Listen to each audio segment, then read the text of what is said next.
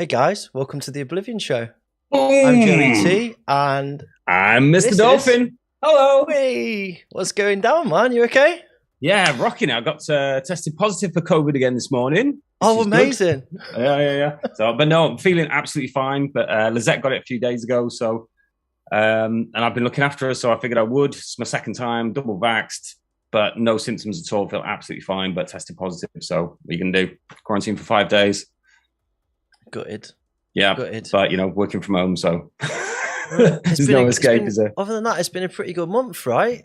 Everything's starting to open back up. We played a gig together. Oh, half a gig. Well, half a gig before the Popo came and shut us down. Yep, DJ half a gig. Went to the UK. That was nice. Last few days. Oh, yeah. I was supposed to go to the UK a couple of days ago, and that cancelled. Oh, shit. But, and yeah, bookings are starting to come in. Yeah, man. Getting busy. Quite a few. Yep. Yeah. That's awesome. Yeah. What do you got coming up? Finally, we're coming to the end. What do you got coming up? A few stuff coming for Germany. Some Oblivion dates that are getting locked in. Some tours, nice. As well as stuff in Manchester.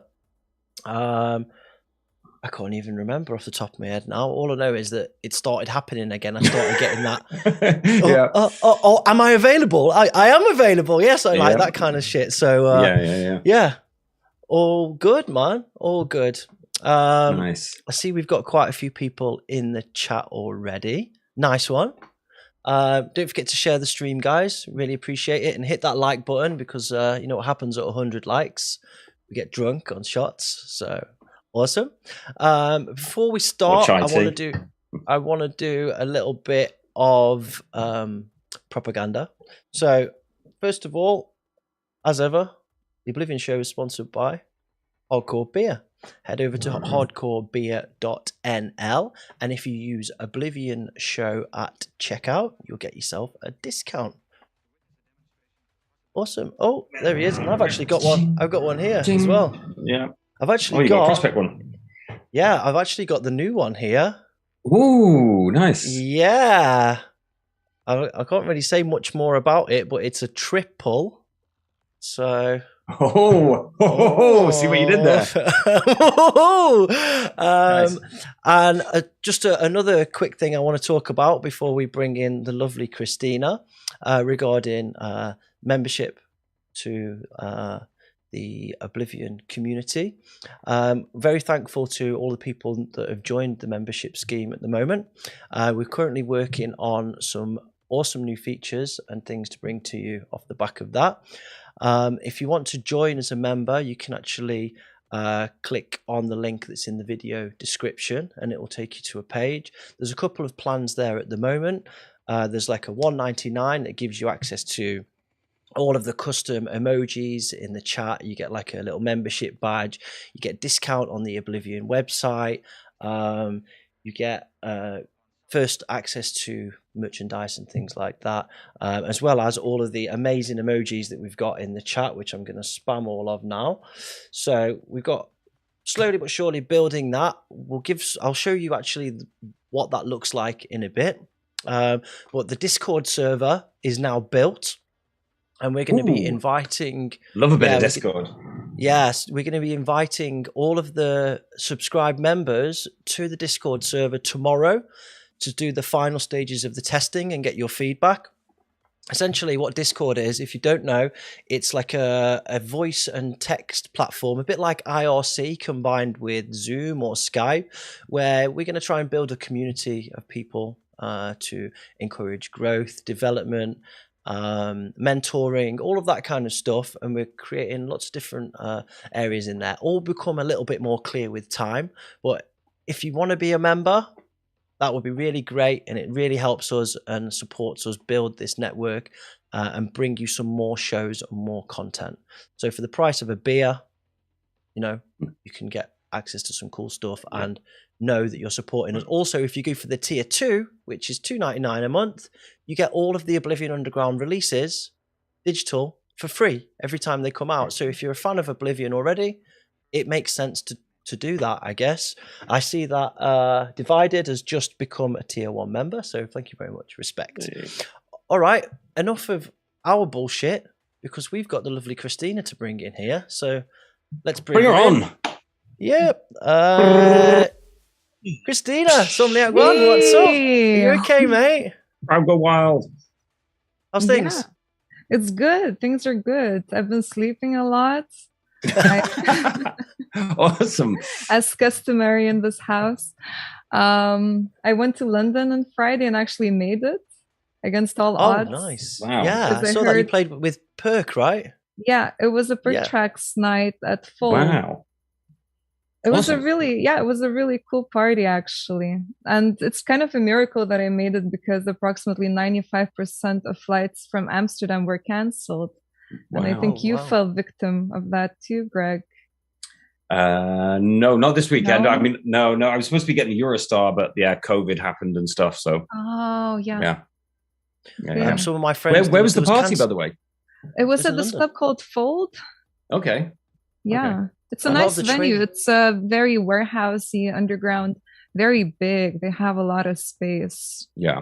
And some nice studio spaces as well. It was cool. Nice. Yeah. I think a lot of the UK people struggle to get there. I know some of my friends, Brendan, Tash, I see you in the chat, Tash.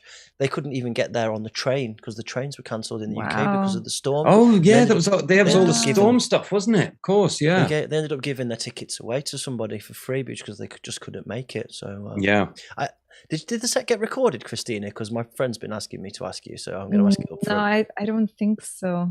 No. Okay. No. Right. Well, that's that one, Brendan. Sorry, buddy. I tried.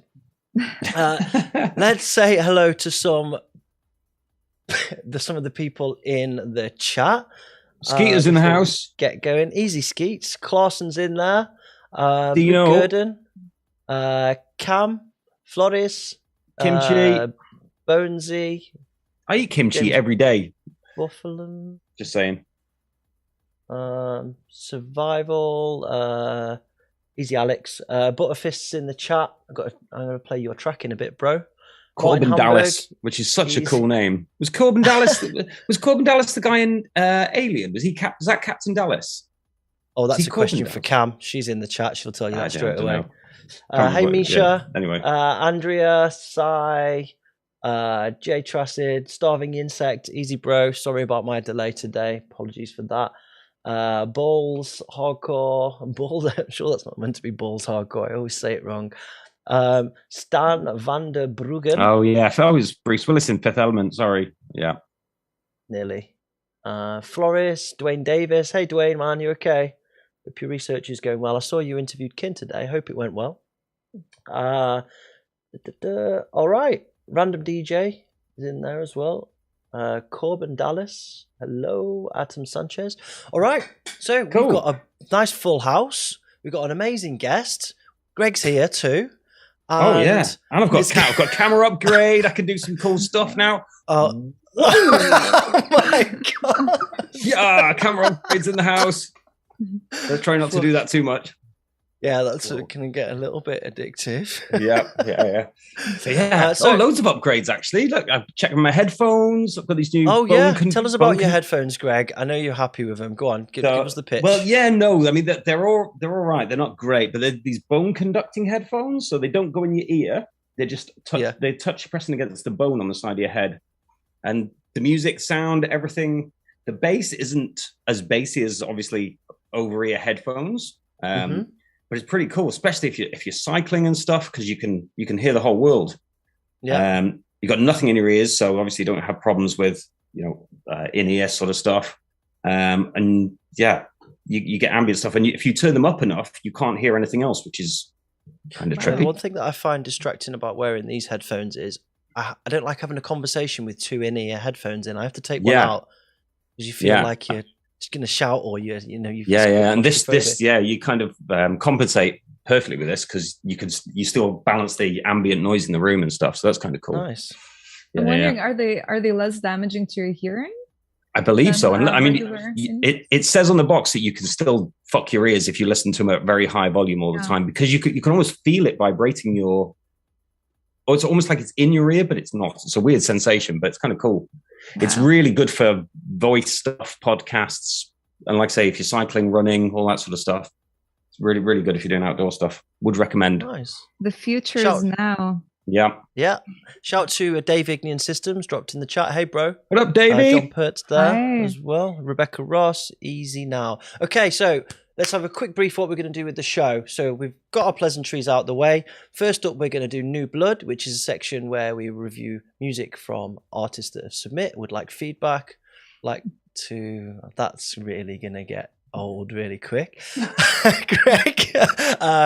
Then we're going to have a feature on Christina where we'll talk about her, play some of her music, talk about her past, her future, etc., etc. Then we've got What's Hot, where we play cool stuff from the scene. And then at the end, we've got a Q&A session. And then we've got something different at the end. So if you've got questions, try and keep them till the end. If not, drop them in the chat and we'll try and grab them. Thanks for the sub, Agatha. Okay, whatever. Without further ado, let's go into New Blood. First up on New Blood today, we have got Dead in Bloom with Untitled, work in progress. Let's go.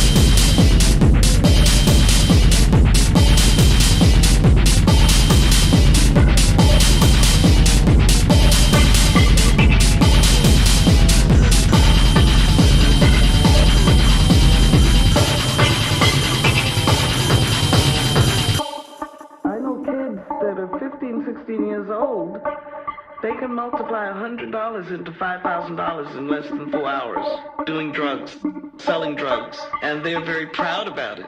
I know kids that are 18 years old. I know kids that are 15, 16 years old. They can multiply $100 into $5,000 in less than 4 hours, doing drugs.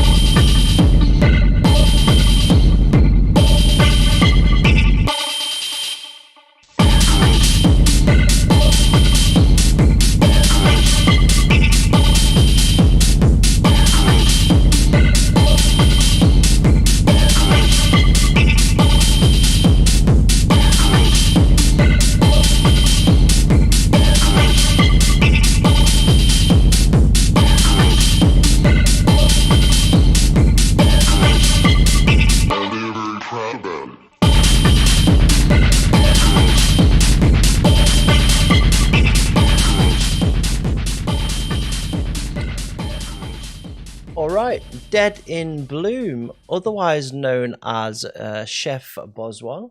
It's Charlotte from Plymouth, UK, but living in Bristol. Her inspirations are Pill Driver, Nazem Bluton, Tripped KRTM, Somniac One, coincidentally, and Stefan ZMK.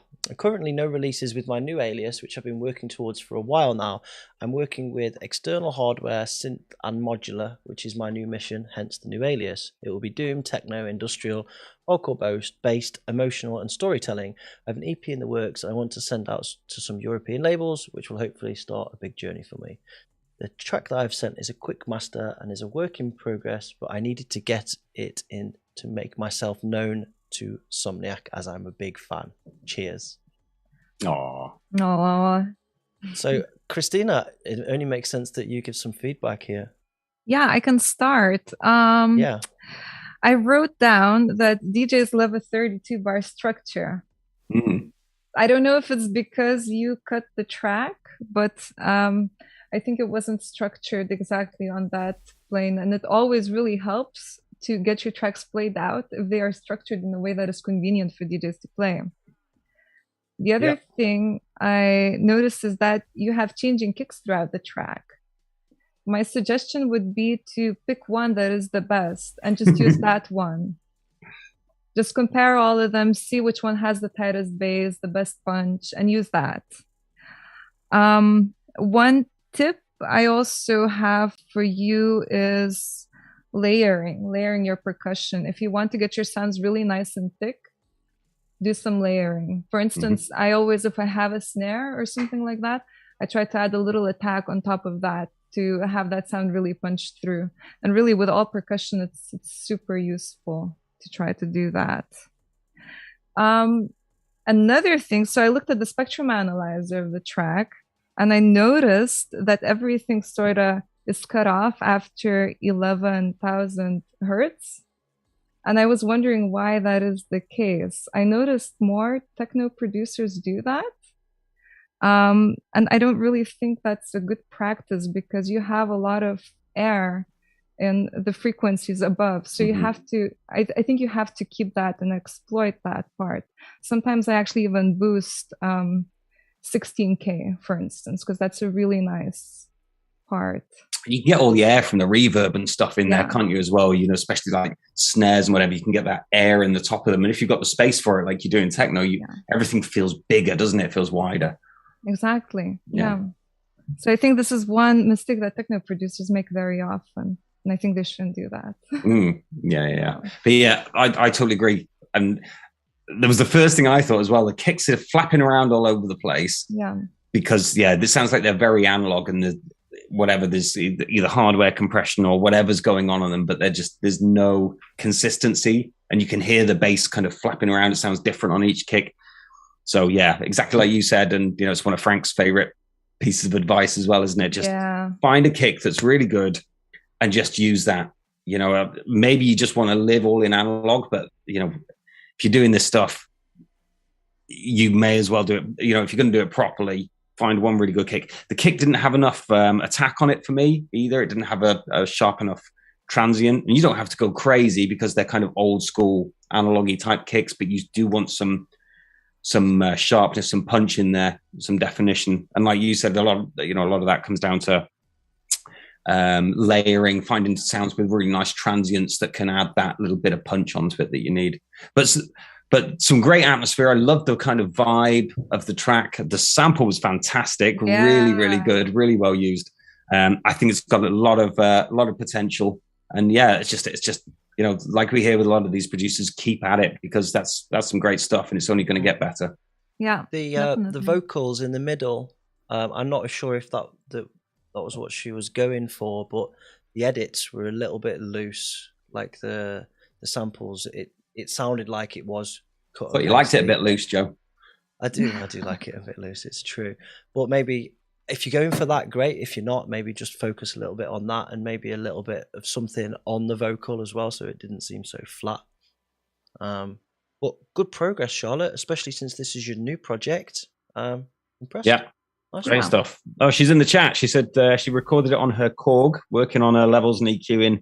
It's the next big step, basically, and I've noted everything down and appreciate the feedback. So I appreciate the tune, Charlotte. Thank you very much. Thank you. Big up, Charlotte, and big up for your movement in Bristol as well, man. Respect.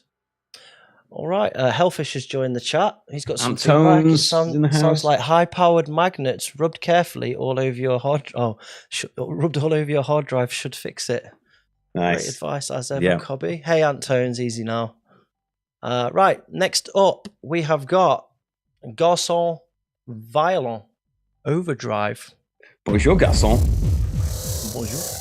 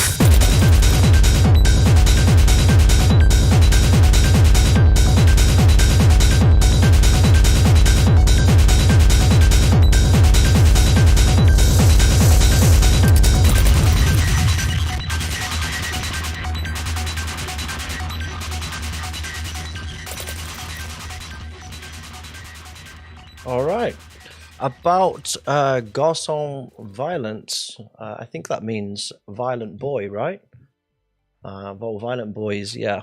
So it's we are a Dutch-based techno duo from Amsterdam, both 21 years old, and hope to make it in the techno scene someday. Also, the Intercell hardcore closing from Somniac One was one of the best sets we've attended to. It was absolutely crazy. Violence is never the answer, except when it comes to techno, hence our name. The harder the better, as we like to say it. That was nice, man. I like some of the the bleepy big room techno elements that were panning across. I like that. Yeah. Yeah, I can start. I really like the kick and the rolling groove in it. It's really cool, and I like the leads that you use. One thing regarding the kick, though, I would always advise you to resample it, because I hear there's a really big compressor hit on the very first kick, so it sounds much louder than everything else. Your kick is a little weak. It could be a bit stronger, but if you resample the whole thing and you took your very first kick that gets hit by the compressor so hard, you could probably use that as your main kick, and that would maybe be quite powerful. If that's not sufficient, you can also try layering a little bit, add something to your attack. Yep. Yeah. Yeah. Same thing again. I think we find this a lot, especially with people that use analog kit a bit more. Is that first big kick into the compressor is always chunky, and then you lose that power straight afterwards. And yeah, it's just resample, isn't it? Just resample. Yep. Take that first kick and then just use it for all the rest of the kicks, and then you can layer stuff. You can add a bit more on the mids if you want to make it move and stuff. So yeah. You got any other thoughts? Yeah, at the start, in the first part of the track, I heard a little bit of mush. So I would maybe guess that maybe you didn't cut out the low end from some of your synths or some of your percussion, so it interferes with the kick a little bit. And that's another thing. So you get all your things into audio and cut the bass out of the things that overlap with the kick, and this way you will have the clarity and you will have the effect of the kick still in place.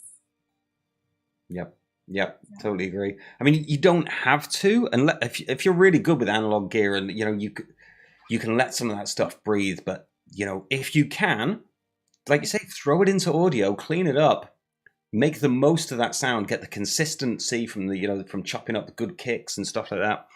And using digital effects and stuff. You don't have to keep it in audio and in analog unless you particularly want to and you're trying to make a point. But for release and stuff and for dance floor ready stuff, why not make the most of both worlds, right?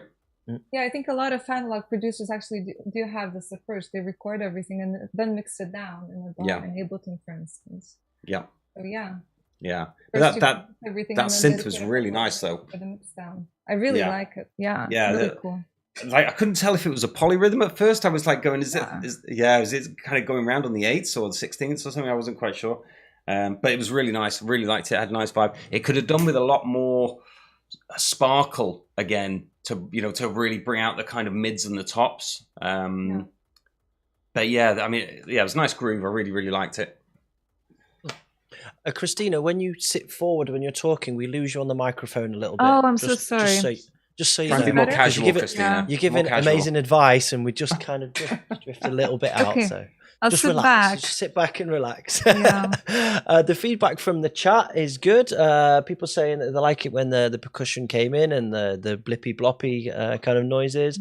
People saying that they got a bit of a depth effect vibe in parts. Liking the percussion and the synths. Yeah. I think it was pretty solid. Yep. Good work, guys. Good work. Young guys as well, so a lot of potential there. Yep. Keep it up. Awesome. Next up, we have got Coded Mechanical Failure 2.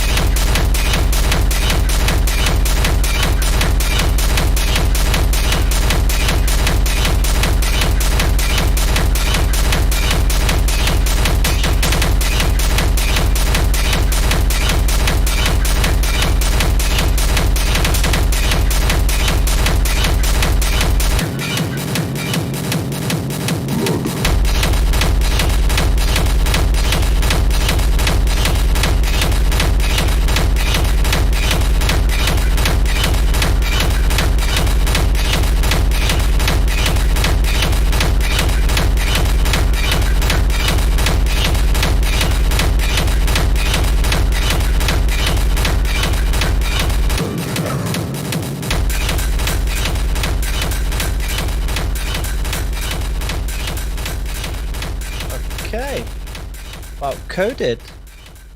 Started in the world of electronic music in 2014, listening to drum and bass.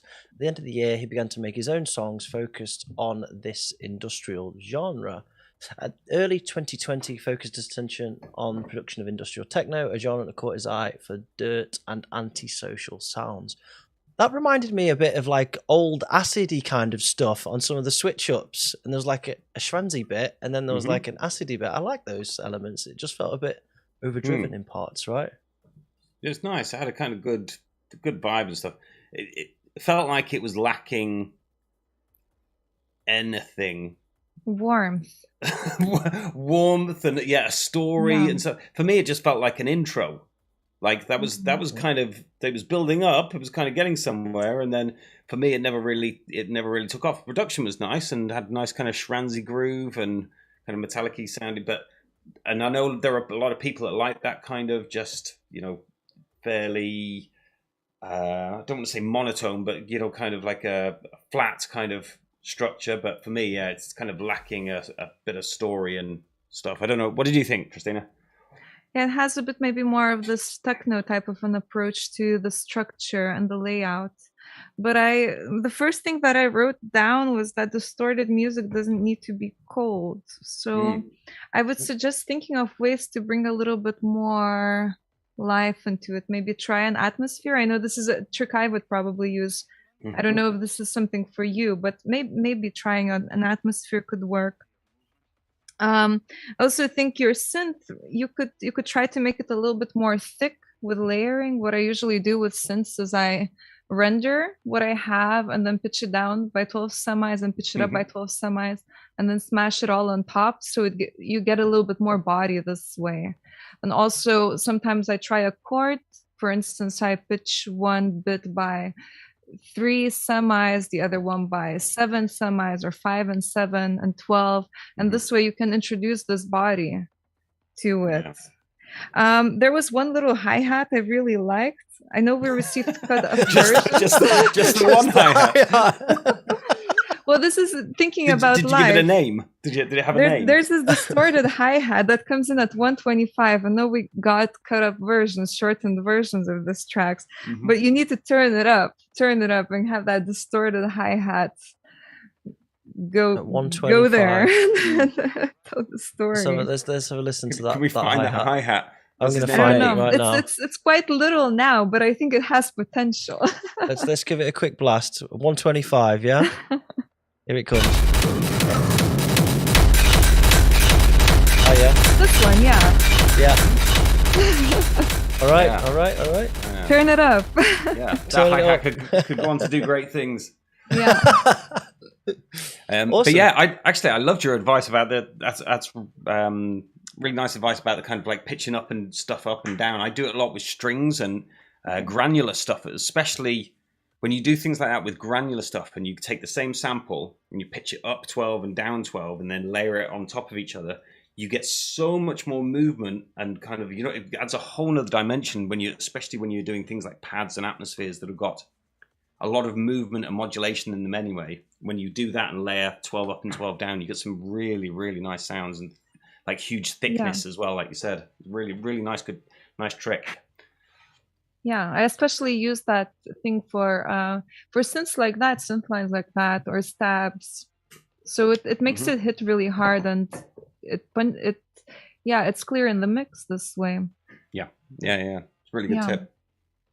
Shout to 14 Anger in the chat. Industrializer. Hey. Industrializer's offering to pay £5 for the hi-hat.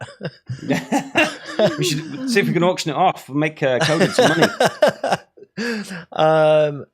Chef Bozwan saying even Shrans has a build-up and drops. It was lacking some story, like Dolphin said. Nice melody, a melody missing. Sounded nice, but it sounded like what we heard was first and last minute and half of a full track and missed out on the actual meat. That's a fair comment, Jay. Somebody in the chat's just saying Somniac. Okay, good. Fans. I wish I had fans like that. You have. They just don't come in the chat. We'll be later. You're on this show too often. You need to make your presence more exclusive. Next up, we have got Mykoz with Urukhai. Oh, we've had Mykoz on a few times, haven't we? We have, mate. Yeah. Let's go.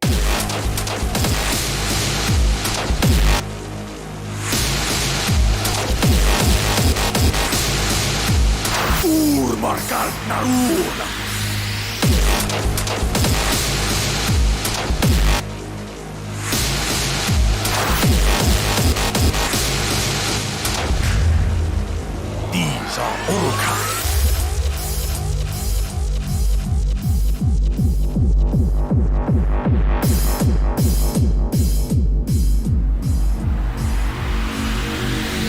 There is evil there that does not sleep.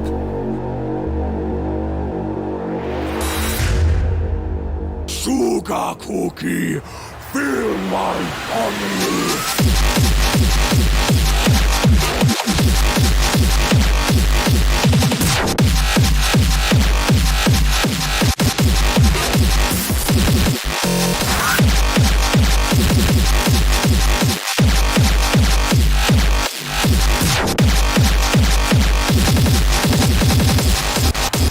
These are Urukhai.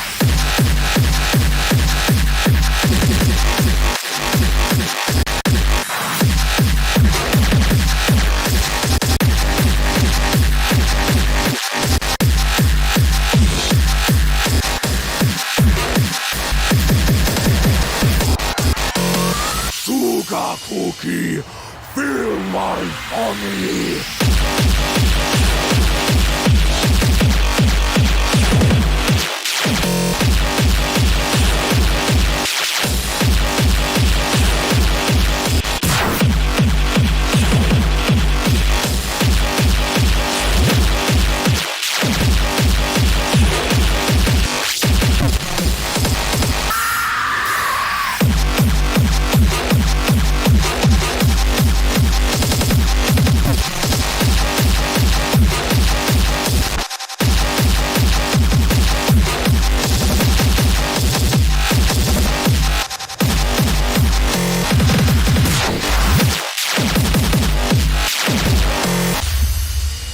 These are Urukhai. To the edge of night, through shadows, stars are all alive. All right, that was Mykoz with Urukhai, sorry.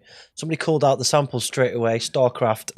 Mate, those samples have got to go. They were not good. So I didn't know the samples, but it sounded like Legolas doing his thing, being all kind of like pretty LV, kind of like, oh no, they're coming. And then the other thing sounded like Cookie Monster, sounded like Sugar Rush, Cookie Monster.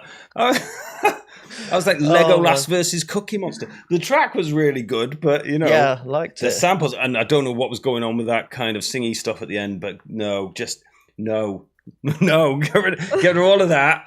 And then the only other bit of feedback I've got is that the production was sounding really good vibes, but it was almost too ADHD. It never really settled properly into a kind of groove where you were just kind of. And it was really nice having all this continual switch ups and things bounce around all over the place. He normally makes faster stuff, and you can get away with that when it's faster. It needed he's trying something sit new. Into a groove a bit more. It needs to groove, yeah. There was some great stuff in there, but they definitely weren't those vocals. So, Christina. Yeah, my main remark would be the one regarding the groove. There's a lot of edits and they're really cool, but maybe there's a bit too many of them and you never really get into that dancing groove. Yeah. So maybe try to dance around in your studio while you're making the track and see where you stop. Yeah. Or invite a crowd into your studio. Yeah. So this is Mykoz. He's from Belgium, if I remember rightly. I think he's on the Belgian-Dutch border. He didn't write anything in the comments, but yeah, Mykoz he's just been getting some pretty good notoriety and doing some good releases. Got a release with Chaos Engine that's just come out on Carnage. Nice. Some of the bits in the works. Shout to the Carnage crew. Yeah, pretty active. But just trying his hand at something a bit slower. So yeah, he's definitely got a good vibe. I thought the production was really good, and yeah, I was definitely into it. It just needed to sit a bit more. It just needed to settle and just not be so all over the place.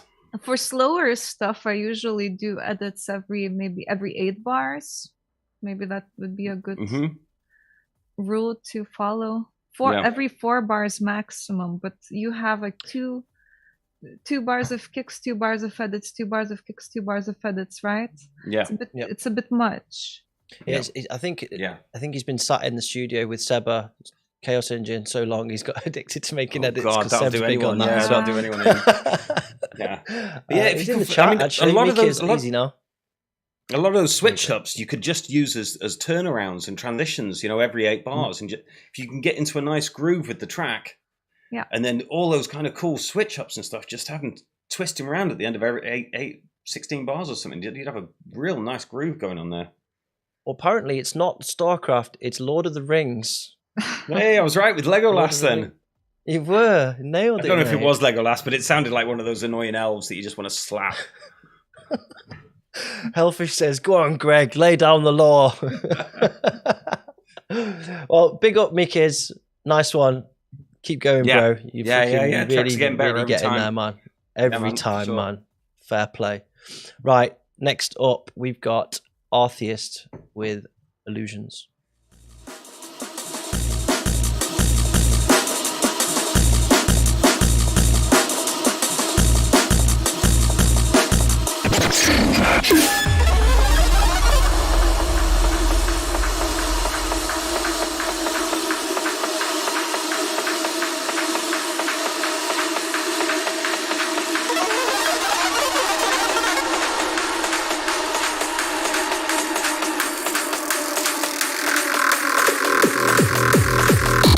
Magic.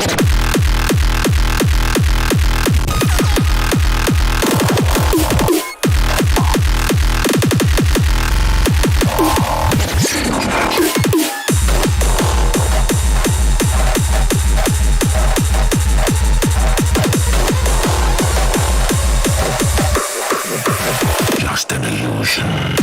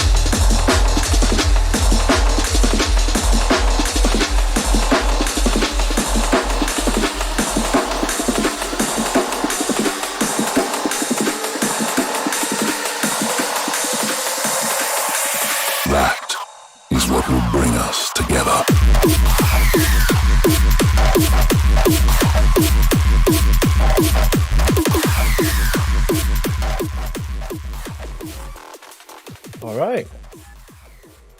So, about Artheist, Hi, my name is Lucas from Austria. I'm 24 years old and I've been producing industrial hardcore and drum and bass for a few years now. I've already released several tracks and EPs under my stage name, Artheist. I'm definitely inspired by producers like KRTM, but basically listen to anything I like. Okay. One of my favorite bands is Rammstein, and my favorite composer is Hans Zimmer. So diverse, and I couldn't name one that I like or that inspires me the most. Thanks in advance for listening and for the feedback. I am very pleased. Yes, check out my latest EP called Path of Destruction. So this is Artheist here. Greg, to you first for this. Maybe it's Artheist. Maybe it's Artheist. Oh my God, it spells Artheist. He's actually stealing art. There you go. It's a double entendre. Yeah, there you go.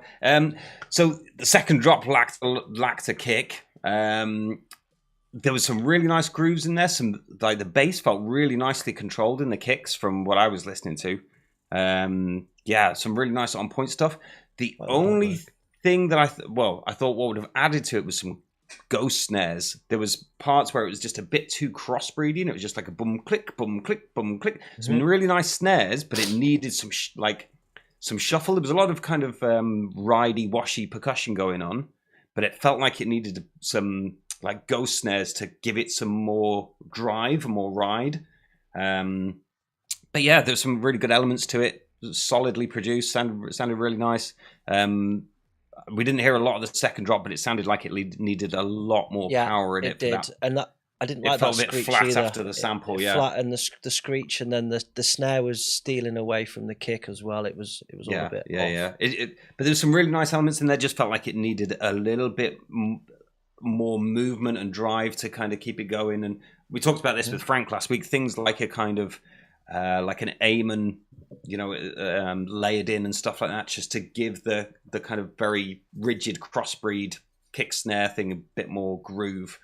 But yeah, really good. Christina, what do you think? Yeah, I agree with you. I'm not a specialist in this genre. I don't really work with breakbeats a lot, but I like the sound design and the kicks, the little bass lines. They're really pleasant to me. Maybe at times it got a little bit too busy in the mix. Mm-hmm. And yeah, you do want the kick to punch through. Yeah. But I think that's it for me.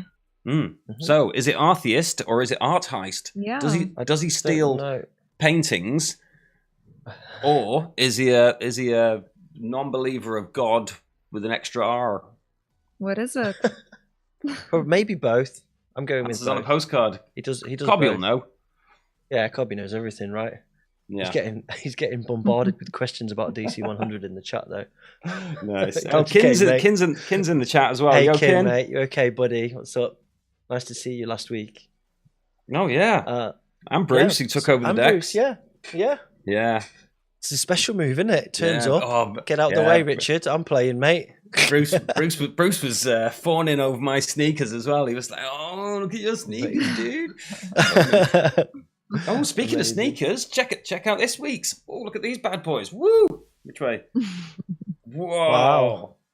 Well, tell us about your sneakers, Greg. 3D printed heels. These things come off and you can attach your own 3D printed things to the backs. It's the future. Anyway. Are they paying you for that? No, I wish they were. I wish I got free sneakers. They should be shilling this shit. Yeah. Oh, Dan Dormouse is in the chat. Everybody get your Dormouse emojis What's up, out. Dan? Hey, Dan. Welcome back to our channel. People in the chat loving the track. Lots of fans of Artheist or Artheist. Best one so far. People saying "God damn." People loving the snare. People loving the vocal sample. Boom. People loving my sneakers. Yeah, look at everyone dropping those Dormouse emojis. Get in there. Go on. Right. Next up, we've got ADPLEX with, I guess this is, I don't know. Let's go. Ooh.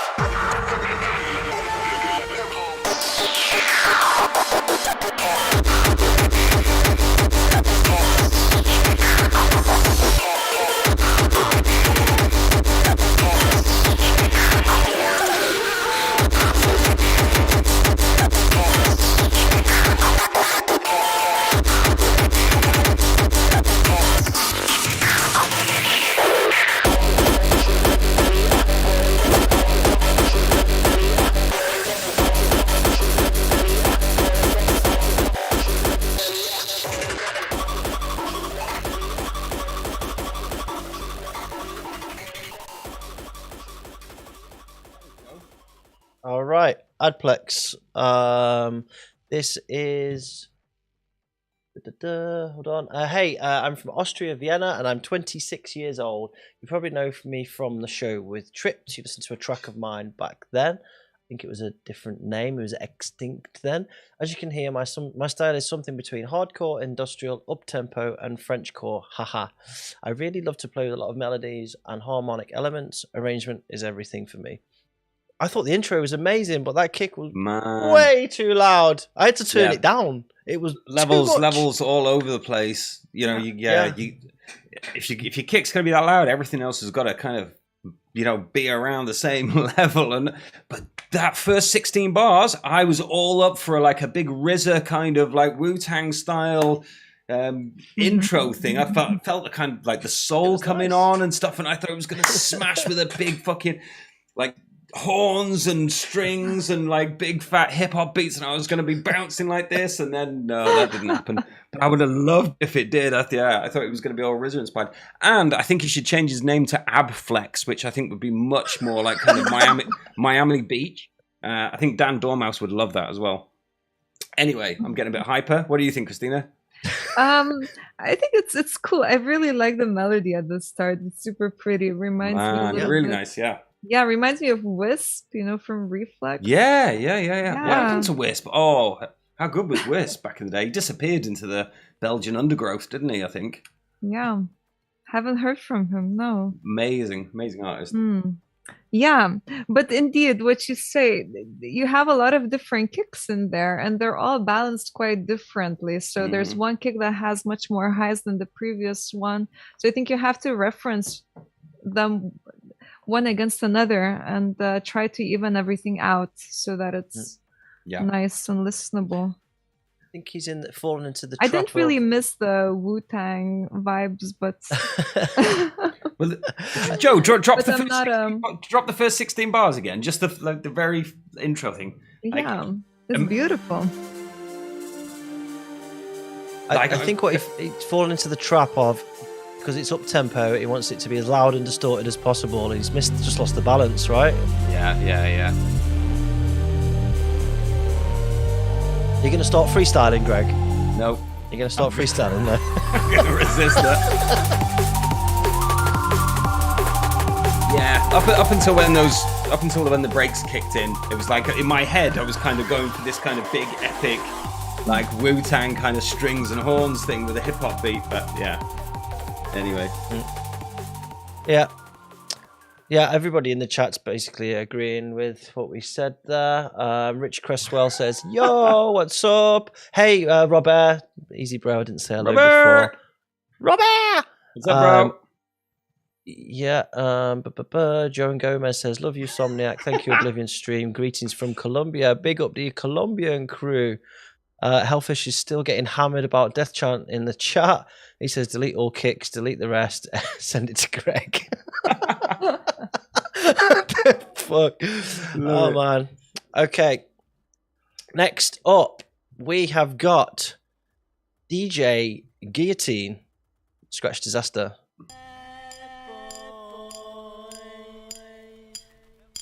Come out and play. I know we had to do a remix, right?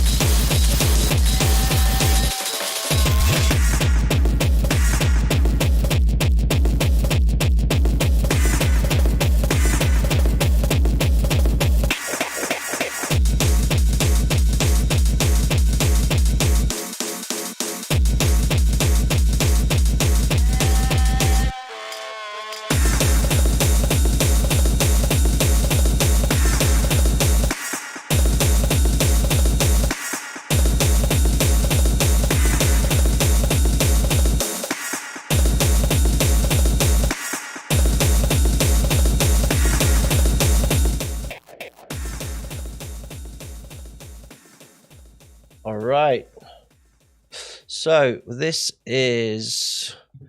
I don't have a page. Is that Death Champ 101? This is the hidden track on Death Champ 100. Ah, really?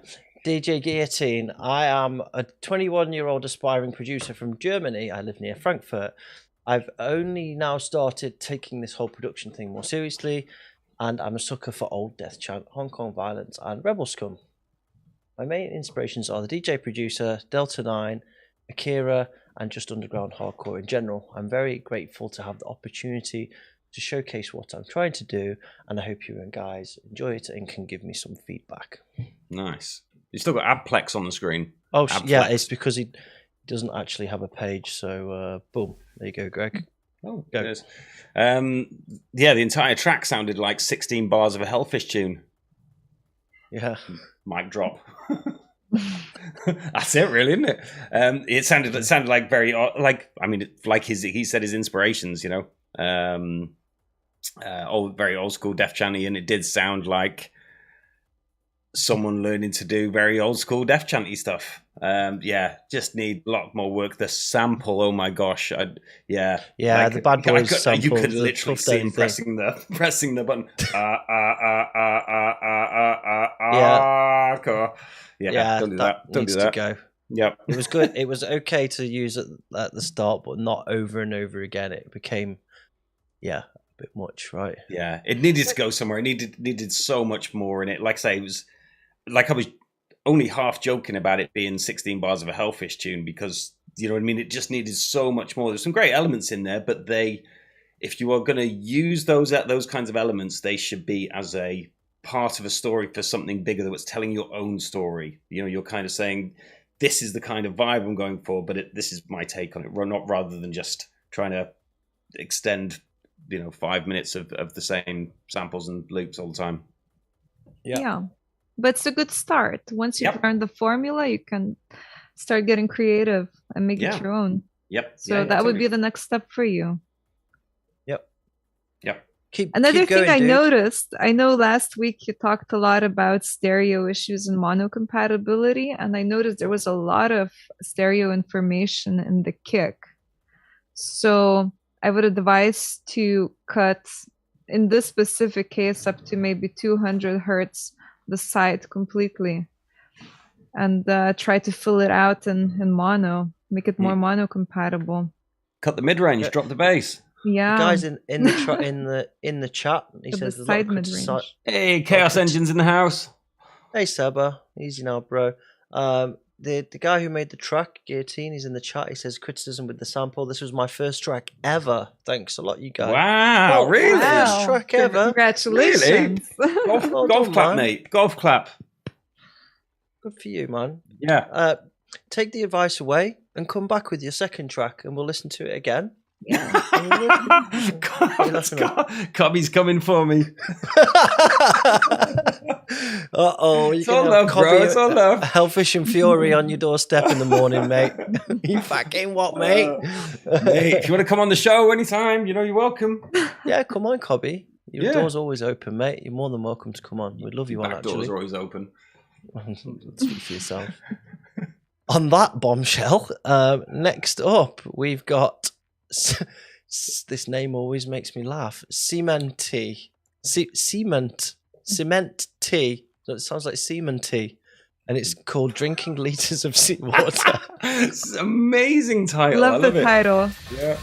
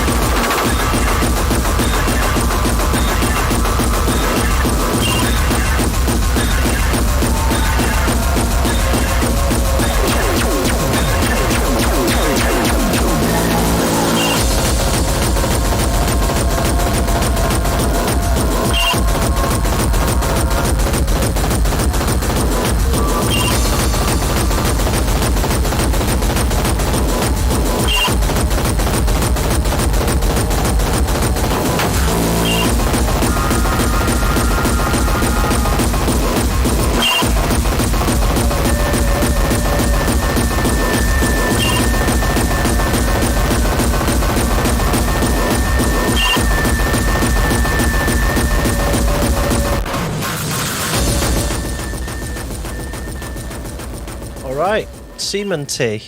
Drinking liters of seawater. Love it. He or she is in the chat as well. Yeah, he made this track with, as you just said in the chat, but it's just all sampled from shortwave radios.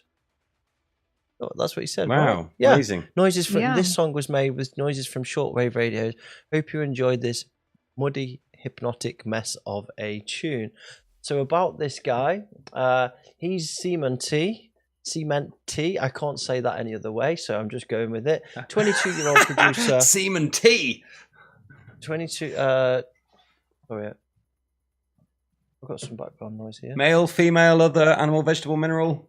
Sorry. Seaman T, 22-year-old producer from Brazil.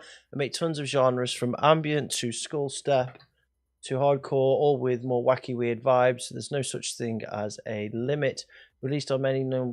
I've released on many labels such as Sonic Terror, Sick Broken Brothers, and many others. My inspirations are from lots of artists, so it's hard to name each, especially that I love exploring new and unknown music on my free time. But to name a few, Limewax, Coup, KRTM, etc. Also, all I use is a free DAW LMMS, and all the VSTs I use are also free. That is. Yeah. I loved it. I loved it. It was messy. It was fun. There was kind of shit all over the place, and that's kind of how it was supposed to be. It was old school. It was dirty, and it was just throw everything into the kitchen sink and see what happens. Just have some fun with it. I really enjoyed it. It was a chucker, right? It was a chucker. Not quite. Well, yeah, I'm not sure it took me grand, but maybe might find someone else to chuck. Might chuck me neighbour like that I didn't like that much down the stairs. There you go. Dump. Yeah. I love your alias, and I love the track title. I think it perfectly fits the track. I love that picture. Yeah. Oh, look there, look. Wow. More short waves, same long I think legs. It's cool. Love it. The only thing that I didn't like was those resonances on the bleeps. They were so intense. Wow. Tame them a little bit. I wanted to turn the volume down, quickly chop it when it came in because it was hurting my ear. Yeah, quickly. Yeah.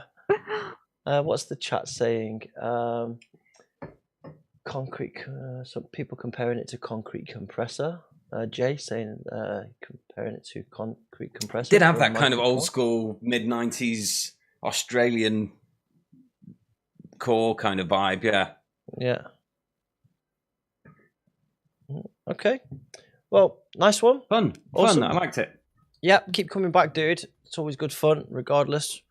Next up, but we have got the resonances before you sing the track. Get rid of those high pitches, man. If that was on a sound system, eardrums would be just bleeding.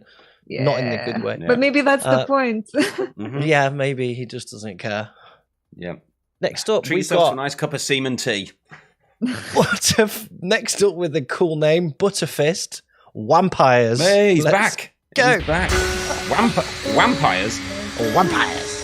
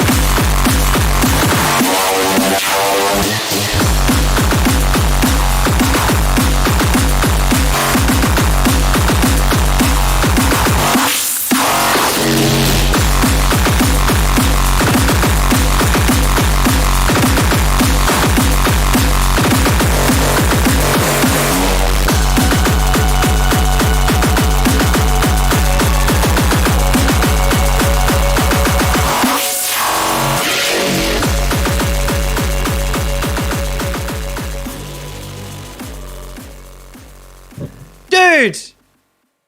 Fair dues. How good is Butterfist now? We've been butterfisted. We've been butterfisted, man. Fucking A. Smooth. Yeah, Smooth, man. Butter. smooth like butter. That was best butterfist we've had for sure. Yeah. Yeah. Look Sure. at his logo, man. What? Yeah, he means business. Andy, man, you know I love you. That was banging. That was loads of fun. The only thing that I thought that maybe could have would have been nice is maybe a switch up of like a couple of different kicks, maybe in some of the different sections. I mean, I know there was loads going on, but it would have been nice to have a different kick in places. But man, there was so much energy, and that first drop, the kind of plain kick into the snare, and then loads of kind of like rhythm and patterns and stuff going on. That was fantastic because you just didn't expect all that happening. On the second kick, there was fantastic, great work. Really loved it. Yep. People in the chat saying you should sign it. Blah blah blah. Yep, Kin, he's already signed. I want this one. That's a banger. Sorry, Christina, I talked over you. Go ahead. That's okay. Yeah, I agree. The track has really good energy. I love the alias too. Yeah, it's the best. Some really good aliases tonight. One thing, at 1 minute and 4 seconds in this cut, I cannot hear the vocals. If you have vocals in your track, make sure they're audible and make sure people understand. What was the time that you just said? It's 1:04. 1:04. Let's go to that real quick. In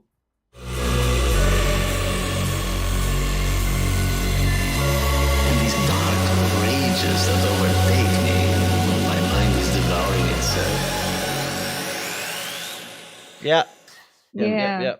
My mind is devouring itself, but the vocal needs to be, you're right, louder. Turn it up. Yep, turn it up, simple. Turn it up, yeah.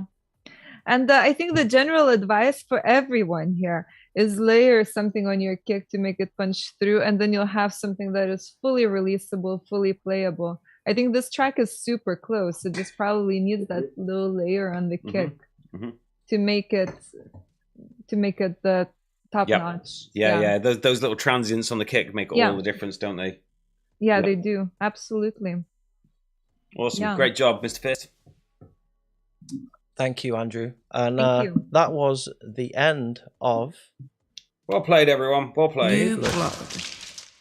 I have to say, most of these tracks are better than most of the promos I receive in my inbox these days. Ooh. And they're all unreleased. Yeah. So, wow. Good job, everyone. Yeah, high praise indeed. Well played. Yeah. And if you didn't manage to get onto New Blood this month, submit again next month, guys. We get a lot, and it's not easy to pick a nice variety without cutting somebody, and I can't fit everything in, or else we'd have a 10-hour show. So keep submitting, and those that have had stuff played here, submit again. If you're making improvements, you're making tweaks, and you want us to revisit it, please, we would like to help you develop. And don't forget to join our Discord, which will be dropping soon, and we can really start with some solid one-to-one mentoring with people, and also collaborations between all of you, which would be nice to see too. So thank you, everybody. At the same time, yeah, we'll get everyone from New Blood to collab on the same track. Yeah, that's a good idea. Follow them. Why didn't I think of that? Maybe we already did. Anyway, next up, we're going to talk about our guest, Christina, Somniac One. So, let me get my notes. So, Somniac One, aka Mother Mary, aka Dr. Psycho with 2 Ks. Most famously known for releasing on Prospect, Love Hurts, Metaphor. Hailing from Lithuania. Making music from the age of 13. Welcome again to the show. Thank you for joining us. Tell us Thank about. you very much for having me. You're very welcome. So you've had in the last, say, 7 years or so, you've had a very quick, rapid rise to stardom, I feel. But I'm interested to know about, before that, I want to know about Mother Mary and Dr. Psycho. I want to know about your beginnings in Lithuania. So you started making music at the age of 13. Yeah. I think that was around your journey? Sorry, yeah, that was around if I was 13, then that was maybe 16 years ago. I just turned 30. So I was living in Estonia, actually. I moved with my parents. My father was in the military, so we moved around a lot, and I found myself to be in this place where I had no friends and nothing better to do than make music. And that's how I started out. I was really fascinated by electronic music at one point, and I really wanted to create something. So when I started out, I did a lot of things. I made some trance, hard trance, some really cheesy stuff as well. And then I was simultaneously interested in hardcore, but at that point I mostly listened to, let's say, Dutch mainstream hardcore. I discovered industrial hardcore a little bit later. And I think around that time I became Mother Mary. And later on, I became Somniac One. So why Mother Mary? I mean, I'm guessing you weren't a nun. I wasn't a nun. I don't know. I was little. I was young and rebellious. I thought religion was really stupid. So let's become Mother Mary. But it turned out to be a really bad alias because so I had my Facebook page, right? And half of my fans were just people that were into religion. They're just religious people. So that kind of backfired. Yeah. So I had to change my alias later to be a little bit more distinguishable, because if you googled Mother Mary, it's all kinds of things would come up. Oh yeah. If you googled Mother Mary hardcore, that's like another. Oh yeah, wow. You're going down a rabbit hole there. It's a long night, that is. Yeah, it's a long night. So here's a picture of you playing in Lift. Still with a mouse. Yeah. Yeah. So you were playing on hardware back then? I did live sets. I used to play live sets, so I would have a bunch of loops, maybe 8-bar, 16-bar loops, and I would put them into Ableton, and then I would just mix everything all together. It was quite a complex operation. I would spend maybe a month preparing for every one of them. Nothing would go right. A lot of things would go wrong, and it was fun while it lasted, but then I stopped doing it because it was way too much work, and DJing is just so much more fun. Yeah, much more fun. Exactly. Yeah, and it always sounds better too. I tried doing that as with breaking all my tracks down to stems and it's just like if you're playing out every week, it's just so much work. It's insane. Yeah. It's just, and I know some people that do it and do a great, like Julian Stasma does a great job of doing it, but yeah, like I said, DJing is just a hell of a lot more fun, isn't it? It's just you get lost doing all that kind of stuff with loops and stems and stuff. But yeah, and plus you're playing fully produced tracks that are just meant to have the maximum amount of impact. Yeah. And when you're trying to assemble all that all over again on the dance floor, it's just not the same. Yeah, totally. It's not the same. So, how did you first get your first gigs then? When you went to, I think it was like 2010, 2011, these pictures are from. Yeah. What were your first gigs? How did you get those? My first ever gig was actually in 2010. And in Lithuania, in Viølents, my hometown, we have the Street Musicians Day, where everybody gets their gear out or their musical instruments out, and we just all play on the street. So I was friends with some of the electronic music movements in my hometown, and one of them arranged their own sort of a show, and it was kind of like a rave in the park. It was legal because everybody could rave outside at that point. Yeah, and that was my first ever gig. I played a half an hour Mother Mary closing set, I believe, on that day. Wow, awesome. Yeah, but it was I just made friends with people, and I was involved with some crews. I didn't do a lot of events myself, but I would help out every once in a while. And, we're all in this together. And it's often hard to find people that are into the same kind of music that you like. But once you do find them, there's this immediate bond. And, that's how you find one another. Yeah. Some of your earlier stuff was breakcore, right? I've actually got a track here, Untitled Breakcore from 2009 by Mother Mary. I did a little bit of everything. Yeah, should we play that? Yeah, let's play it. Let's play it. This is Mother Mary, Untitled Breakcore from 2009.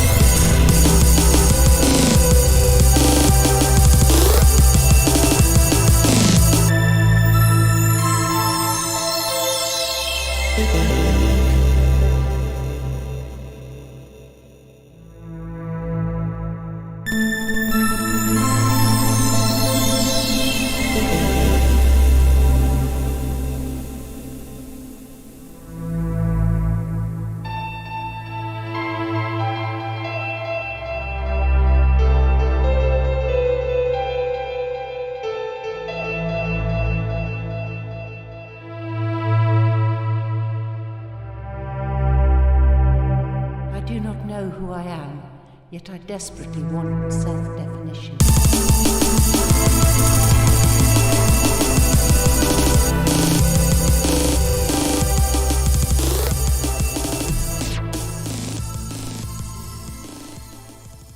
Super nice. Really liked that. I really liked it. Yeah, lovely. Calling end user vibes. That's a shout. I was a big fan of end user back then. Yeah. Until you met him. Shout out to Lynn. Much love, bro. Big shout to Lynn, man. I hope you're good if you're listening. Definitely. The chat's loving it. It's so like weird, isn't it? Listening back to your stuff that's like 10, 15 years old, and you kind of. It's so nice to kind of think of like the space you were in at that time when you were producing, the kind of things that inspired you and stuff. Yeah, and, I had absolutely forgotten about this track. But because I was preparing for the show, I went back to listen to everything and like, oh, okay, there's that. yeah, awesome. I was surprised to hear it. Yeah, that's really cool. So, what was were you making a variety of styles? But when did you suddenly go, right, I'm gonna go towards the industrial sound? What was the transition from like breakcore / everything to, I like this and I'm gonna try and get good at this? Okay. Well, so I moved to the Netherlands and I sort of got a network in the industrial hardcore community. And I thought, okay, there's an in for me, right? If I make this specific style, I might be able to play parties and so on. So you kind of, if you want to develop your career, so to say, you have to focus a little bit. I'm not a very productive person. I don't produce a lot of music. I would normally maybe make 4 tracks a year, and I still do. I don't do a lot, so I have to direct my energy in a certain way. That's actually the reason why I picked industrial hardcore as my main focus. It's just because I had a network and I knew people. Play to your strengths, right? Yeah, exactly. Before that, I mean, I know I've got a track here sat in front of me. INDT. You made that one before you moved, right? Was that at a time when you were experimenting still then? No, I made quite a few of those tracks, and I also released them. There were a couple of releases, I think. So I did make slow hardcore for a while. It's just that I never sort of made it my main focus until Somniac One. Although, my very first release, Transformational, which came out on Noise, was much more eclectic in that sense. Yeah. And I would actually like to go back to that same type of an approach. Yeah, it's interesting. You I guess there's 2 parts to. Well, there's lots of parts, but there's kind of 2 parts to kind of developing who you are as a producer. And the first part is finding your place, like the place where you feel works for you, and then the second part is finding your voice within that place, right? So and it's try everything, see what works, see where your groove is. And some people just are naturally good at loads of different styles, but I think most people tend to gravitate or will sit really well in one place, and then it's just developing yourself, finding your voice, and what telling your story as an artist, I guess. Exactly. And also there's the aspect of mastery. So I think industrial hardcore generally is not the easiest music genre to produce. You need to invest the time. You need to put in the work in order to make things that are really good and releasable and playable. So it doesn't happen right away. It requires an investment.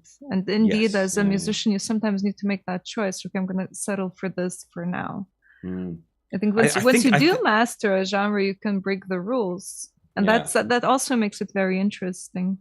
I don't think, actually, maybe with the exception of Donk, but even maybe with Donk, that like the only people that think a genre is easy are the people that don't make that genre. Once you understand it, like techno, like people go, oh yeah, anybody can make techno, you just bang some 140 loops and stuff like that.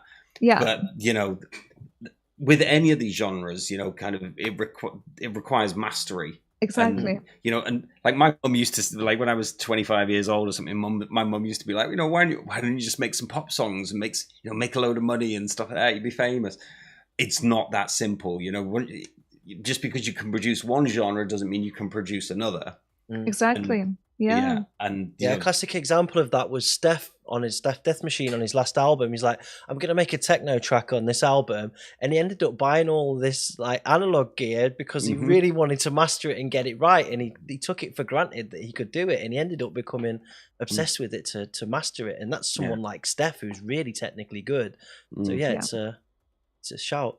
I want to play this track because I don't want to move forward in our timeline before we play this Mother Mary track, which it sounds to me like the beginnings of the Somniac One sound that we know and love now. So I'm going to play this. This is Mother Mary, INDT, and this is from 2012.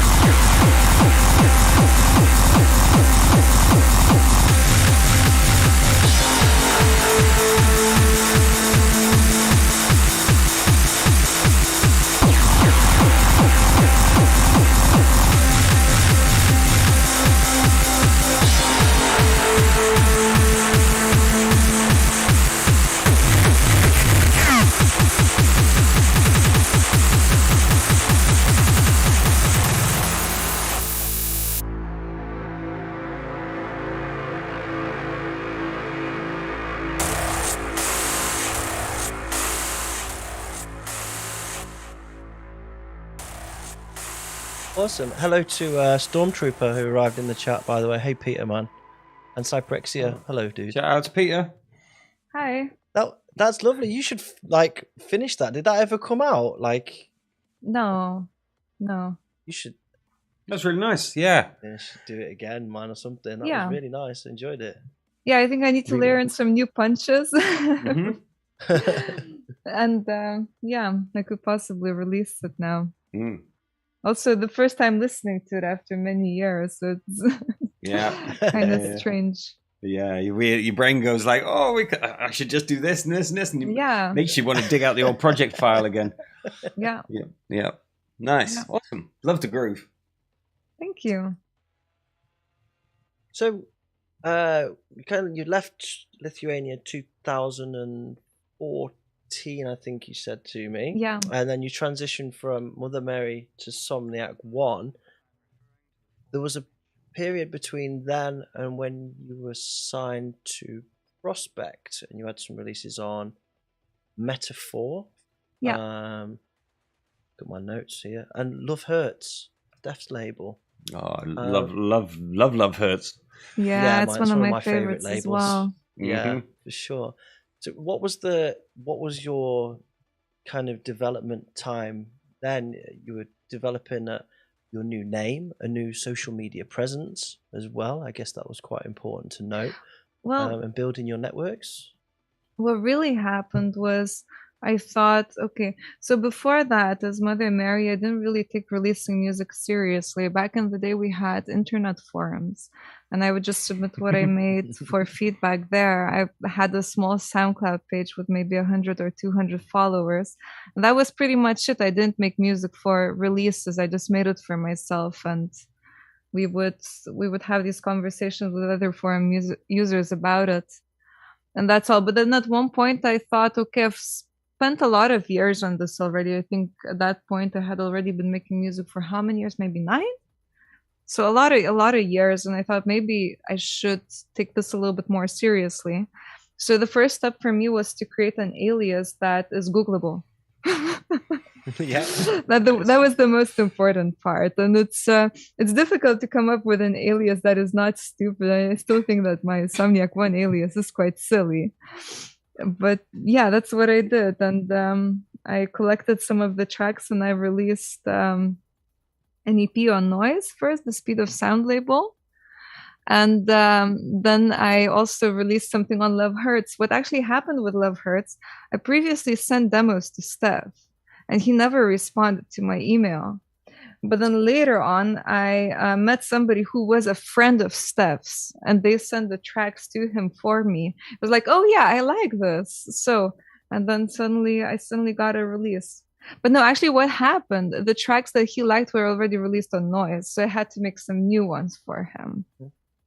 Yeah. I wonder what Steph's been quiet for a while. He got hacked, didn't he? And he got his Yeah, I heard. Then he had a flood or something as well. I Yeah. hope we hear from him again soon, because I really like Steph. And I really like One his of my work as favorite well. DJs. Yeah, Absolutely. One of my favorite hardcore DJs. I mean, yeah, used to really, book him really, back in really good. 2001 at Oblivion in Leicester. Yeah. He used to come down from Scotland on a coach. Yeah. Yeah. Way back. Something Christina just said made me realize that when I started using my DJ name, there wasn't even the internet. So Yeah. that wasn't actually a concern for me at that time. Yeah. I think, yeah, That when helps. I started with this alias, I was also on the forums getting in trouble. Being a when we loudmouth all, and a Joe, when we prick. all. Yeah. Shout out Even to the before Planet that, Mute I forum. also- Shout out to the Oblivion forum. Yeah, the easy Yeah. forums. Yeah, Wow. yeah. Even Shout before out- that, the shout out to- mailing lists. And shout out to Meg- Beef on the remember that? forums. Yeah, remember the mailing lists that you used to sign Yep. up to an actual mailing list and get it all in your AOL inbox. Mhm. You got mail, and there was a fight with the enticer. Yeah. Yeah. Right, well, we've just been talking about Metaphor, so let's play the track from the release on Metaphor. Nice. Somniac One, Mechanics, Metaphor, 2015.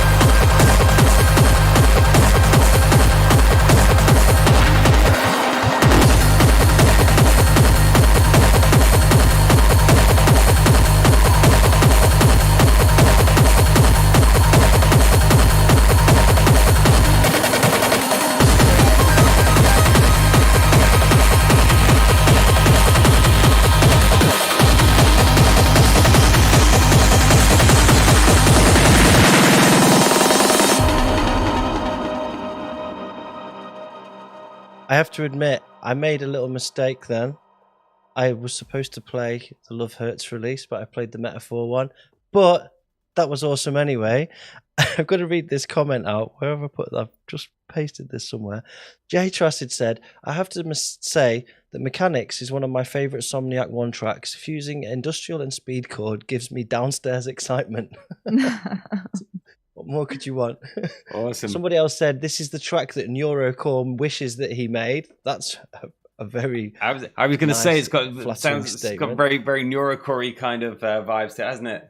Yeah, Urukhai was definitely my inspiration for this. Yeah, I was listening to his stuff back then and was really into it. Yeah, he's been doing so much good stuff, hasn't he, for years, Chris? Definitely. Some good stuff forthcoming as well, right? Oh yeah. Hopefully he's coming over for Prospects, I guess, for XL. Yeah.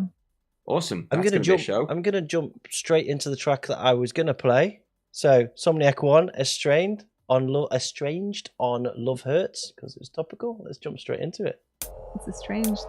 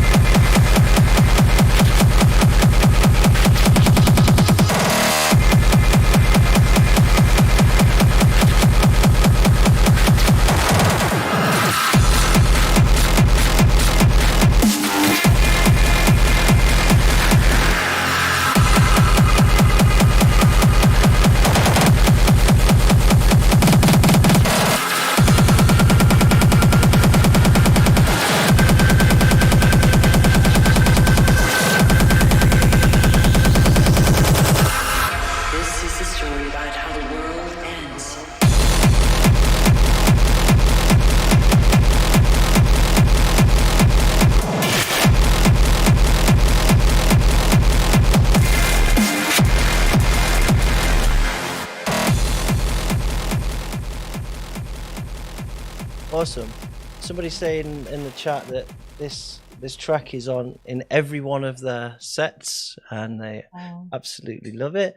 Other people talking about reminds me of Enzyme release on special USB. They love the way that it crunches back into the 4/4 stomp. Somebody makes an observation here that I'd like to explore a little bit. So they say that at the start, they didn't know that you were female. Okay, you actually made a point of that, right? Of being quite cryptic about the reveal of who you were in the early days on your social media. How big of a deal is that for you, and how big of a deal has that been along the way? You know, there's been pros and cons, I'm sure. What, you have any observations? Yeah, I always had the impression, and probably also the knowledge, that being a female is a big advantage because it makes it easier for you to get noticed. So automatically having a picture there of a woman on social media as a musician, especially a hardcore musician, is, yeah, you would wonder sometimes, is she interesting because she's a woman, or is it because of the music? So at the start, I actually did try to hide my biological sex. I know for a fact that much fewer women make music in general. And I remember when I was on those forums, there was maybe 1 or 2 other female producers. So automatically, as a woman, you are different and you are much more easily noticed. I remember when I think I had my first release, and I don't remember if, I think, I revealed, I had a picture of myself posted after my second release. That was in Metaphor. And I think sort of after that, the things went uphill right away. So I think there was that connection. Yeah. There's obviously some disadvantages too, right? Yeah, one disadvantage is that right away people start wondering, oh, maybe there's a ghost producer behind that project. Yeah. And historically, I think statistically they're right to think that, because I think maybe that, I mean, in mainstream hardcore, as far as I'm concerned, most female projects are actually ghost produced by males. That was something that I found out later on, and it was quite disillusioning to me and unexpected. Well, it's obvious that's not the case with you. I mean, look at the feedback, first of all, in New Blood, and there's so many other things that we've seen over the years that's not the case. Do you find that there's also disadvantages with the way people approach you as well? Is that a thing? Yeah, I mean, that is something that was always in the back of my head. The fact that people might be a little bit suspicious, or that they might not believe in me doing what I do, and that it actually is true. So sometimes it does feel like I have to prove myself extra hard. I mean, at the start, when I had my first few releases out, there were people on the internet publicly saying, oh yeah, she doesn't make her own music, it's somebody else doing it for her. We're now friends with those people. it's all been cleared up. Yeah, but you know, once you hear it once or you hear it twice, it sort of becomes this thought running in the back of your mind. It's like a constant process. Yeah. But I definitely, I think it's an advantage to me most of the time. Awesome. We've got Francis Trips just turned up in the chat. Hey, Francis. Hello, Francis. He says, evening, ladies. Hey, dude, are you okay? Okay, so that was Estranged on Love Hurts. Yeah. And now that was 2016. And then you got signed to Prospect. Yeah. 2017, right? How was that first interaction with Gareth? Because I think it was a big step for you, it's fair to say. How did that come about? How is anyone's first interaction with Gareth? Bad. Usually memorable, right? I actually don't remember. I had to think about it, but I think the first time I met him must have been during one of the Prospect Excel raves. Yeah, I probably knew him for a couple of years before that, before actually signing with Prospect. But I remember being over at his place and we were having cocktails together. a lot of cocktails, and I think that's Standard, yeah. when we This really is when a that familiar bond was story. really created. Yeah. And then suddenly there was a release. Nice. And was that the first one? Was with the one with "You Don't Belong"? Which one was it? No, Discog, is it actually now? not. No, there's a digital release before that. It's got Shirtless, electronic dance music, and Zandstorm on it. So it was a Prospect Digi. Party in My Head. That had No. the. Oh, before that. Yeah. Party in My Head is number 2. But before that, there's a digital release. Ah. Mm-hmm. Okay. That's not on Discogs, you know. Okay. Maybe it only displays 12 inches for you? I don't know. No. What was the release called again? Troubled Youth. Yeah. Oh yeah, that is on Discogs actually. I'm looking at it now, Yeah. 2017. Yeah. Ah, okay. So there's that, and then there was the Party in My Head, which had a really cool artwork. I like the artwork on this. Yeah, it was Let's take a look AJ at that. from AJ Treasure Fingers from Ex Evil Intent. He's really good at that kind of stuff. He drew it Treasure all Fingers is a himself. great name. Treasure Yeah, Fingers. it is. That He artwork's he awesome. did a lot of my other artwork, and he's doing one for my upcoming release as well. Nice. Awesome. Love it. Yeah. Yeah.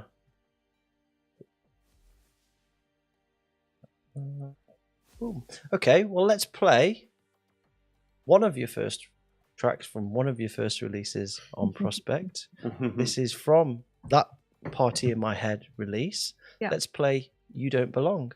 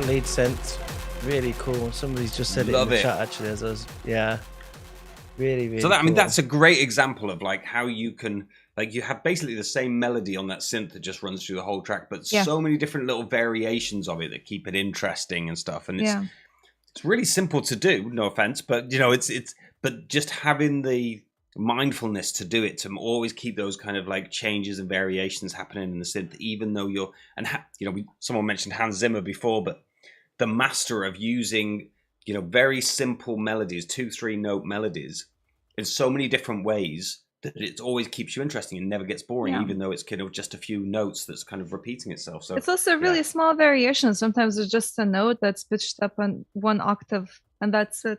But the funny story with this track is I was working on it for maybe 3-4 months, and I had a stupid acid line going through it the entire time, and I was never able to finish this track. And then at one point, my deadline for the release is there. I need to finish this track in 3 days, so I got rid of the acid line entirely and wrote this melody on top of it.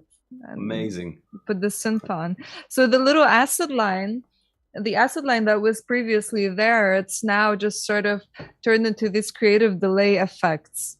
And that's it. That's all there is to the old acid line. Sometimes you've just got to kind of go, if something isn't working, you have just trying to fix it, you just got to go. You have to just get rid of it. Yeah. It's a difficult choice. It's a difficult choice. Totally. And sometimes it's an idea that pops up in the middle of the night. And then you realize that this is the right way to go, but it takes a while until it gets there. And we've talked about this before on the show a while ago. You know, it is one of the skills of producing is to know when enough is enough, and when something is not right, and to get rid and move on. I still struggle takes a long time with to it. learn. I still struggle with it. It's a learning process. Totally. And then usually people also have this tendency, if something is not right, they tend to add more elements, add things, add automation, whatnot. But then there's also, you should also try to subtract. Sometimes less is more. And in music, especially, less is more. Yeah. And I mean, your core elements should just stand up and they should work on its own. Exactly. You know, everything should be in the right place and stuff. And then, like you say, it's a question of just finding out what you need to add to tell the story, or to add the icing to the cake or whatever. Yeah, exactly. So around this time, I mean, you signed to Prospect and things really started to take off now, right? You got your first festival bookings. I remember actually seeing you after your first DEFCON 1. I think it was 2017. Was that your first festival, or was this one before that? DEFCON 1 was before Prospect, actually. Oh, really? That was before, yeah. Okay. I remember I was still doing my own bookings, and I don't want to do that ever again, because negotiating about money is like the worst thing in the world. I don't want to take part in these discussions, especially with these big organizations. No. Totally. I hear you. Yep. Yeah, I love working with an agent. I don't want to take part in any of that myself. Yeah. Just tell me where I'm going, where I need to be, what time. I'll see you later. Cheers. Exactly. I'm interested in some of the businessy things because it's kind of interesting to know how the big fish work. But I don't want to be out there selling myself to them. No, because they're sharks. Yep. They're sharks. Yep. Yeah. So the DEFCON booking, I still did that one myself. Yeah, and I don't want to do it again myself. Yeah, I remember a little anecdote. I remember seeing you walk away from the stage to leave the festival or to go wherever, and saying, "Hey, how did it go?" Like, you know, and you're "Oh, I'm really not that happy. I messed up one of my mixes. I'm really upset with myself." And I was like, "Oh man, you know, shit happens. You know, it's one of those things." And But you know, that was my first ever DJ gig, and I was practicing for a couple of years. Actually, your first DJ gig was DEFCON 1. It was my first DJ gig, and I was, as I said, I was practicing for a couple of years, and I was practicing extra hard before that. But I'm one of those people. I am not super rhythmic. I'm more of a melody type of a person.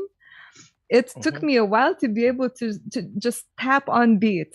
Press play at the right time. It took me years. I started practicing with vinyl, so I learned to mix vinyl, but not amazingly. And then the switch to the CDJs happened. And yeah, it took a lot of time for me to get it right. I mean, it's still much easier than producing music, but it was quite some work. Yeah. And then actually, I remember going to practice at Lizette's just the day before DEF CON, because I was practicing on these old CDJ 600s, I think, with actual CDs. And Lizette had, I think, 1000 CDJ 1000s. And I arrived there and I had forgotten my USBs. So what did you do? Play with her tracks? Yeah, exactly. I borrowed hers. And I practiced that way. And then the next day there's DEF CON and I'm super nervous. I don't know if it's going to go right. It was actually the first time I also prepared the entire set list. It was the only time I prepared the only set list. Yeah. Wow. It was awesome. Shout out to DJs that prepare their set lists. Yeah. So I don't like doing that anymore. It's not fun, but so hey, shout out to Stefan from downstairs. Hi, Stefan. Hey, Stefan. Zademka, easy, bro. It was also good to see you last weekend. It was so nice to see. I MC'd for him in real life. MC Dolphin in the house, wasn't it? Oh yeah, you did, didn't you? MC Dolphin. I think Gareth disappeared, so someone had to grab the mic and introduce. Gareth and Richard burnt themselves out, right? So shortly after that, you had like another big thing that happened, and that was the boiler room thing. Oh, that was a couple of years later, though. Oh, that picture that looks like Venetian snares. It does. Standing behind you. It does. Yeah, I think people called him the hardcore Viking. Wow. Oh, really? Yeah. That was a big thing for you. I know it was a couple of years later, but it took you from industrial and it crossed that boundary into techno, right? Yeah, that's the whole point, indeed. So this happened very shortly before the pandemic, but I find that us in industrial hardcore were quite closed off. It's a nice community, it's a tight-knit community, but it doesn't seem like our music manages to reach audience outside of this community very often. And the Boiler Room was actually that one chance for me to showcase the music. I always had the feeling that on the intuitive level, this music has a lot of potential. People can appreciate it even if they're not super deeply familiar with the genre. And that was the chance to reach these audiences. And after that, I actually did get booked for a lot of very different kinds of events. Yeah, from techno to more experimental, even IDM-y. Yeah. That's such an awesome booking. I mean, you can count on one hand the number of, like, I guess, hardcore industrial techno heads that have played Boiler Room stuff, you know? The Panacea set is legendary, but that's amazing. But, and then yours, and then, how many others can you name that are in that kind of, Mark played one, Kilborn played one, or maybe even two. I don't know. I think she's played two. But I think hardcore's not very well represented sometimes on Boiler Room. Sometimes you see some sets and it's like, why is this person playing? Like, it's a bad representation. It's a bad projection of what we're trying to do. That's the thing. Harder electronic music has become very fashionable in the last few years.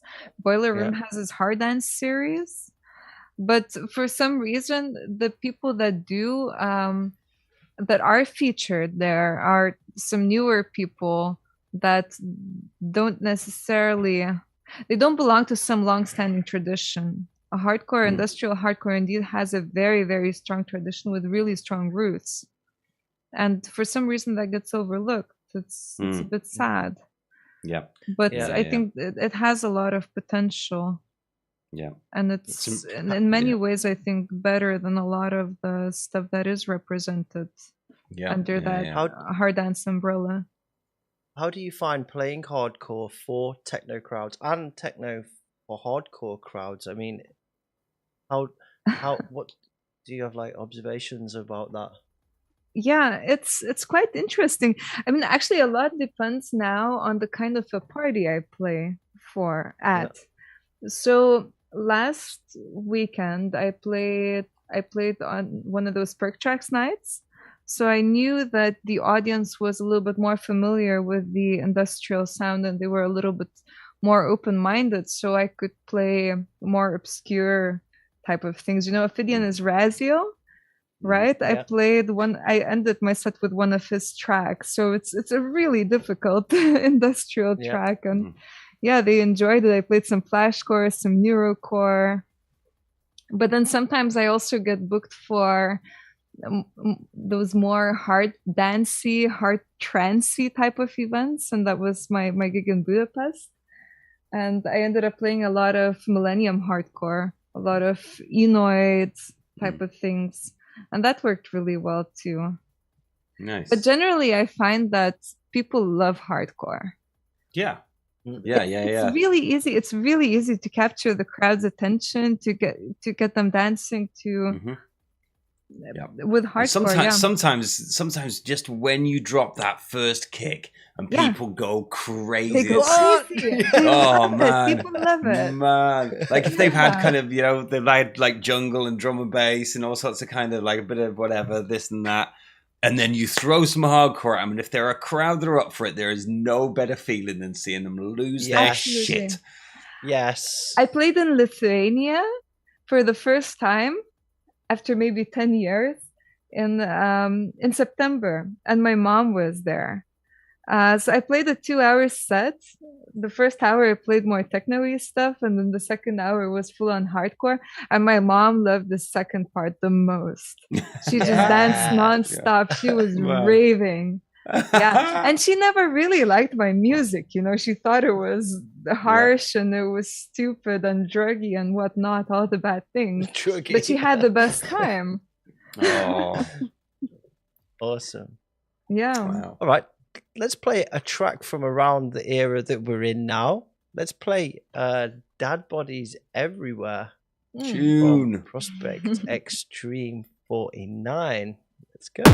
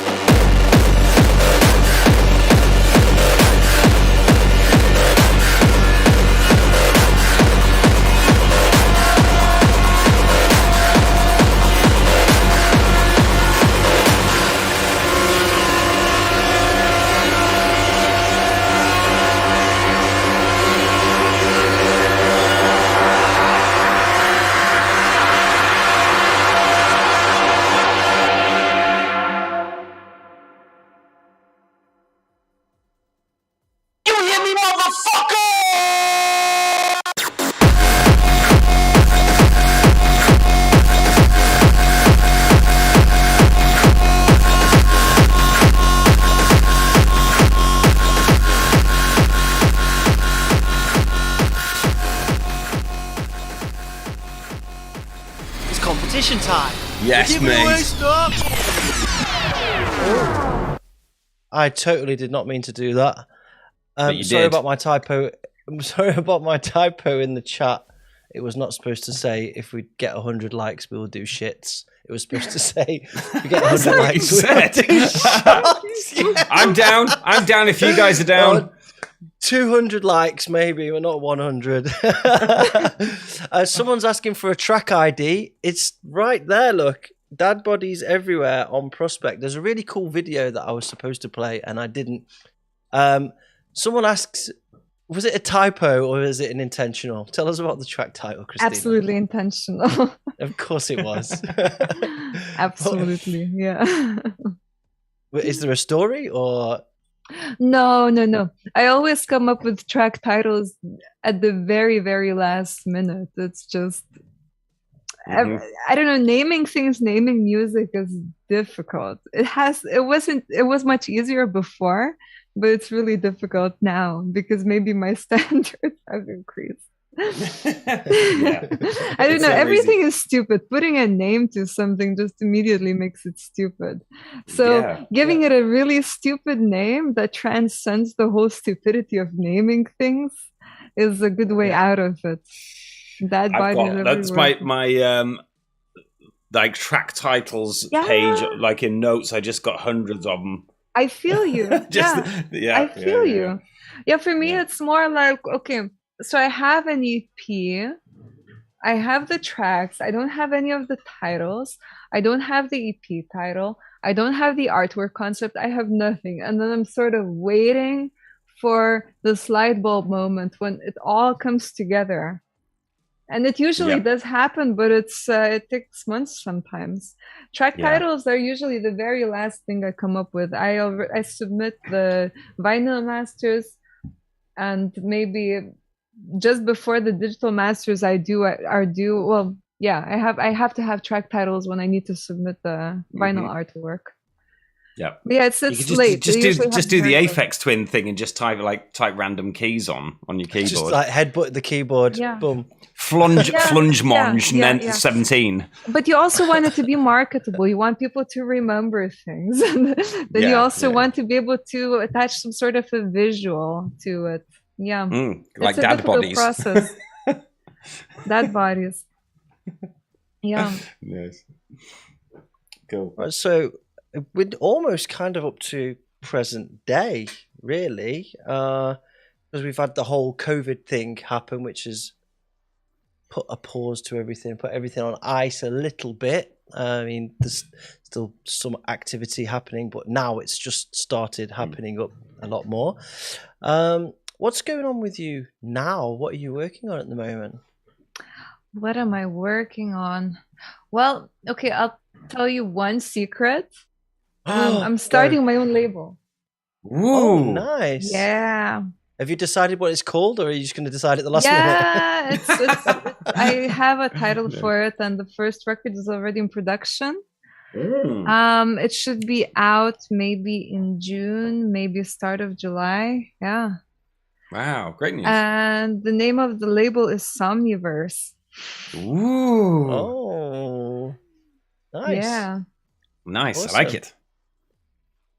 And I guess the first release is by you, or would that be presumptuous? It's just me. So I think for now I'm going to only release my own music, and later on maybe include some collabs, and later on maybe start building a bit of maybe a scene around it, a circle around it, and invite other people to do things for it. But for now, I'm only going to release my own music for now. Nice. Yeah. Nice. Cool. That sounds a really good move. Cool move. Yeah. Any interesting collabs already going on? There's people in the chat saying we need a Ophidian collab, we need a Death Machine collab, etc., etc. Yeah. Anything you can spill? Yeah. No, I can't spill anything at all. Oh, you tease! I can't. I've started collabs with people, and there's some files on my computer with those collabs, but I can disappoint people sometimes. I'm just I'm not the best at collaborating. I've always worked alone, and when it is time to collab with people, it can get. That's a thing in itself. People, Yeah. I think some people think you can just get two people in a studio and just stuff will happen, but it's not always that easy. You know, the people that it's a skill in itself is working with other people and, you know, finding a groove that works. And with some people, it's just feels really clunky, and other people it just flows really naturally. But yeah, it's different for everyone. And learning to flow with people that feel clunky is again, it's another skill in itself that you have to learn.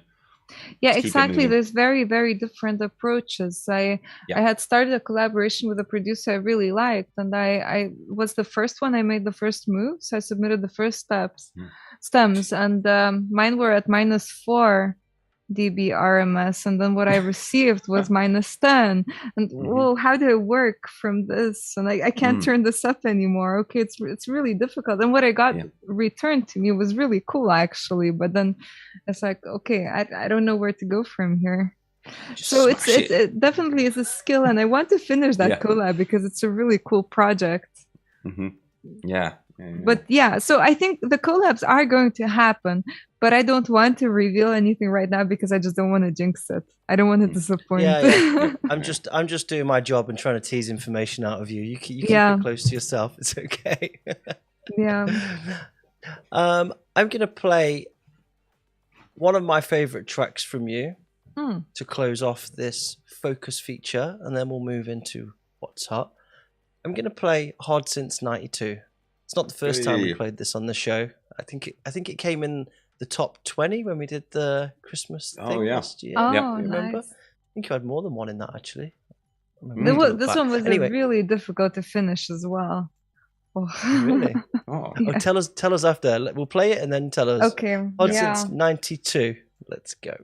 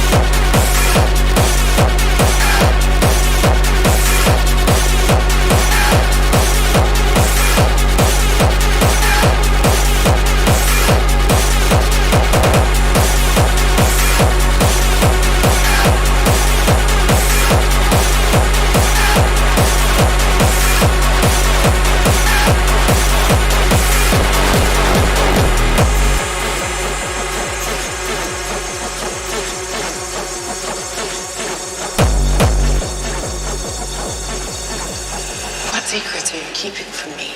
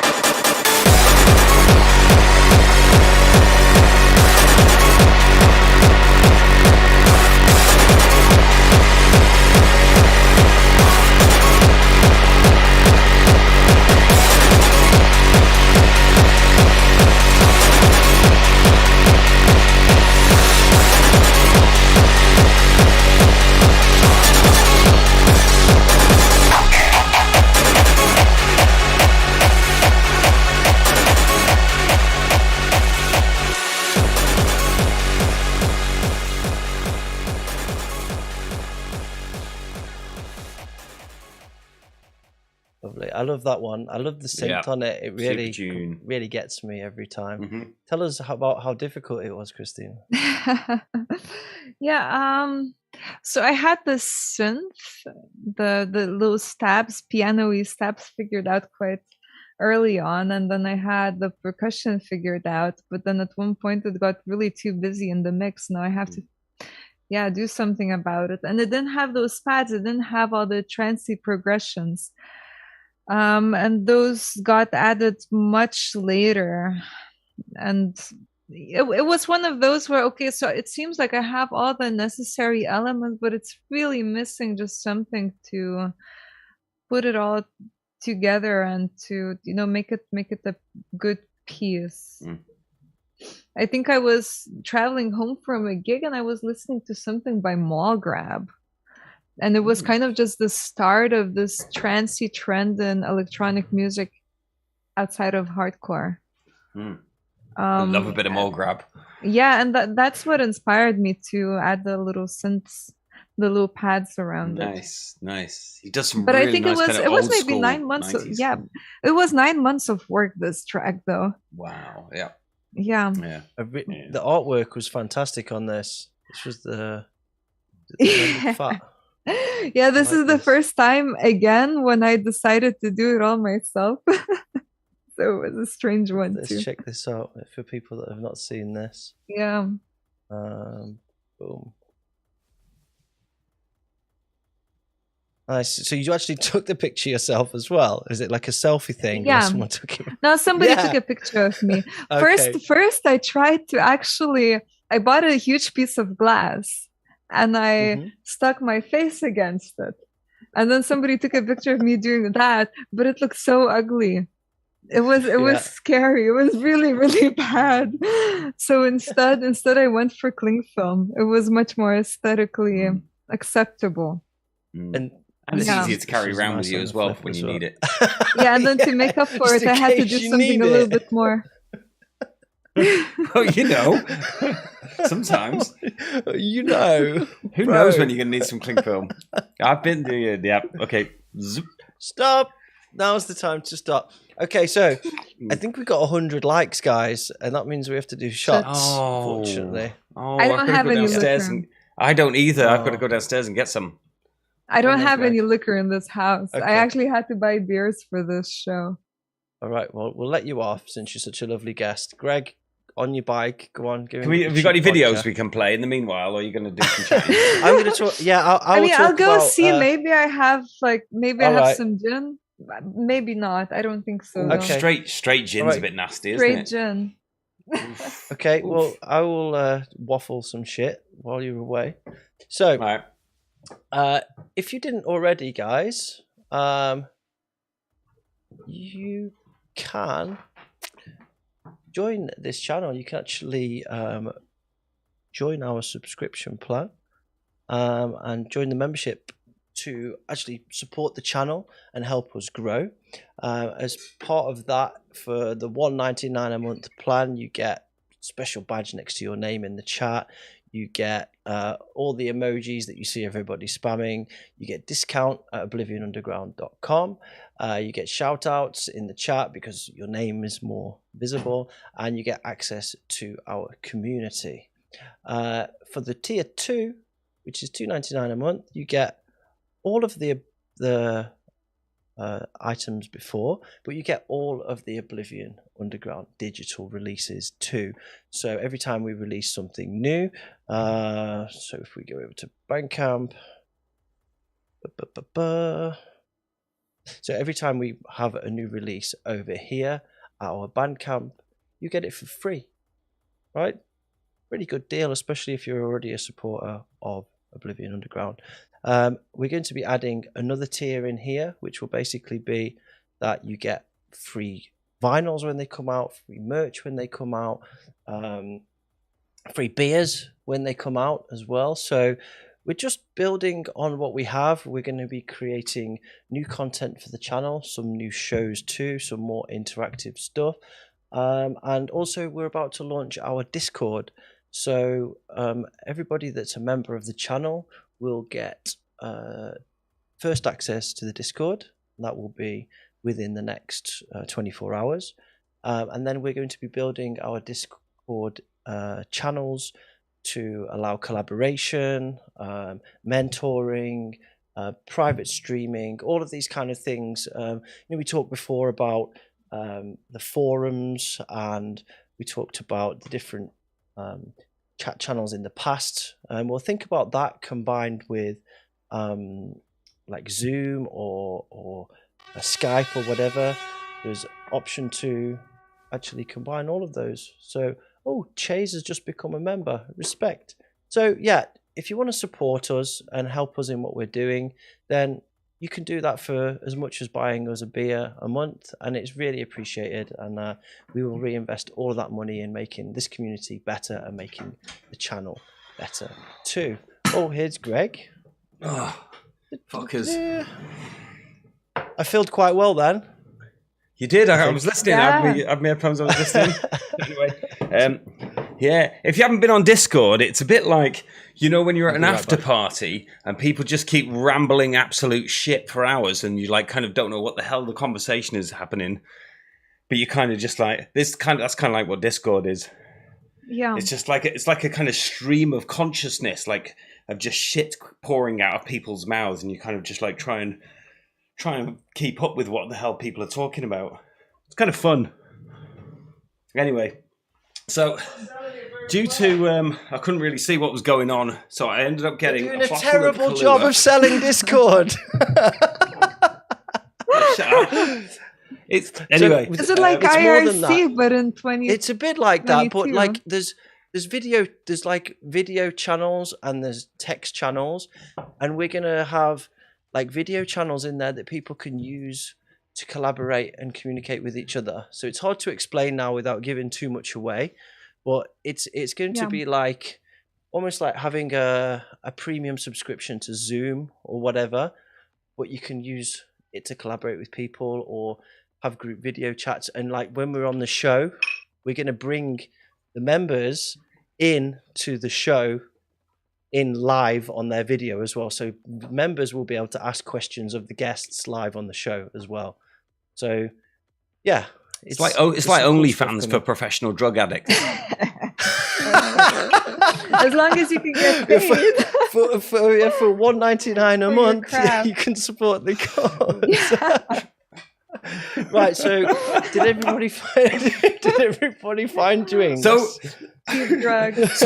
I found some Kahlua. Yeah. And I found this really random bottle of something. I think my mum gave it me for Christmas about 3 years ago. You're drinking the random thing. Cappuccino. Oh, I'm going to mix them. I've got red.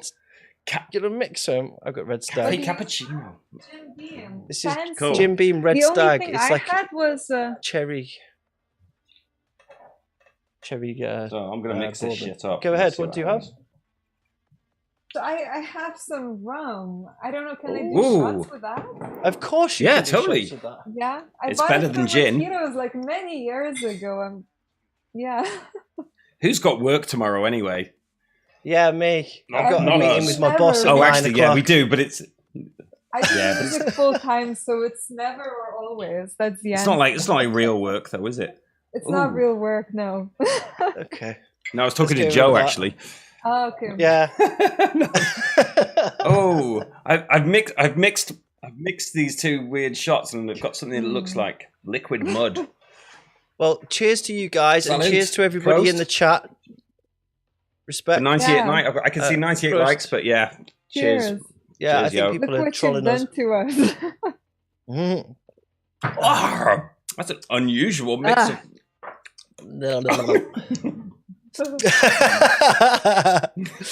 Okay, awesome. Let's move on to what's hot. Beer. Let's move on to beer. That's a great idea. So, what's hot? We've actually got an exclusive here. This got sent in from Starving Insect. It's a release that's about to come out on his label. Let me just find my way here. Boom. Okay, this is an exclusive from Starving Insect. It is Inhuman Gore, Imbued, and I'm going to spin it up. Such words. Right now.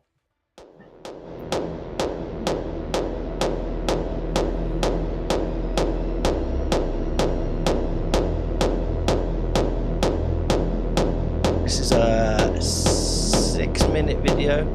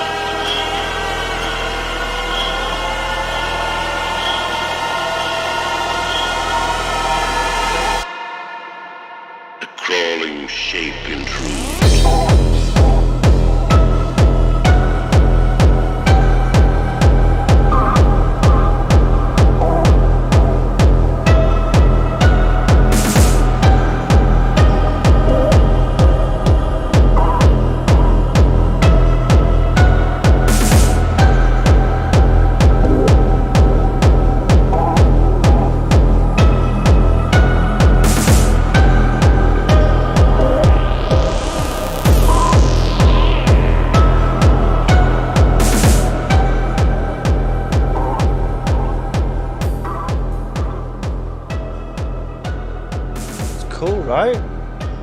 I love it. Yeah. I love this one. Excuse me. So, shout out to Alex, by the way. I told you I would play it if I could. This is Inhuman Gore Imbued is taken from my new EP, Imbued. Gospels Imbued, sorry. It's taken from my new EP, Gospels of the Worm, out on vinyl and digital, March 25th on a new French label, Rave and Revenge. It's a techno-oriented sub-label of black metal label Dead Seed Productions. It's a 6-track EP featuring remixes from Scourge, which is hidden, Umwelt and Minimum Syndicate. The whole P, as well as the video, is themed around cosmic horror and worms. So, good shit, man. Yeah. And if you didn't check out Starving Insect's Facebook and YouTube stuff, where he's recreating old tracks and stuff, he's really doing some cool stuff. And yeah. Oh, this is the guy that's been doing like Forgotten Moments and all that sort of stuff, and like recreating them with like yeah. Awesome. Exactly. Yeah, I really love this. I really love this doomy stuff. And this track got sent to me a while ago, so I had forgotten about it, but it's really good. Yeah. Yeah. I love this sound. Mm. I'm looking forward to getting the opportunity to get to play 3-4 hour sets so I can play music really like this. Stretch as well. out the journey. Yeah, for sure. Mm. Sure. But do you know what we need? We need the Summer of Doom, where everyone the Summer of Doom. Where everyone plays Doomcore all summer. Everyone plays slow. I've always wanted to do a set that started records fast. Out. Yeah. You know what's been a set that's... Go on, sorry. What's been this huge problem with hardcore is that we've all gotten accustomed to playing 1 hour sets, which is way too short. Yeah, 1 hour, we can only play the bangers.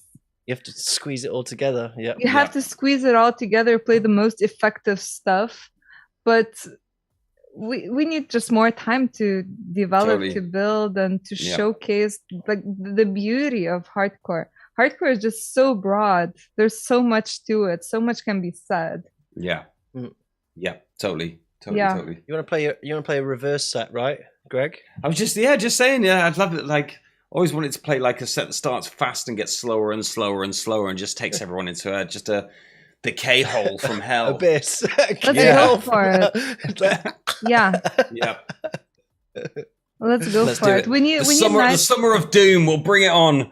All right, look, I'm going to switch it up. So we're going to go from Doomcore to your latest track, Christina, because that's hot right now. Oh. Let's go from doomy stuff to stuff that's a bit more uplifting. This is Somniac One, Midnight Intruder.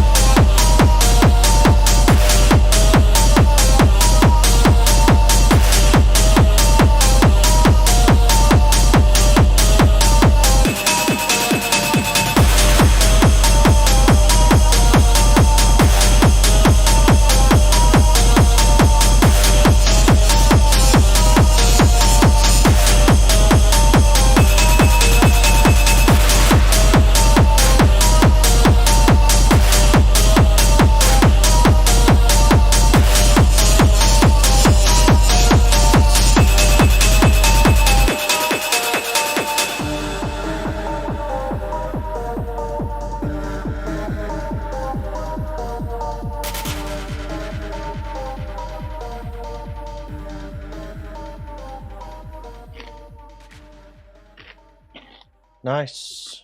Nice, very nice. And this one's just come out on Possession, right?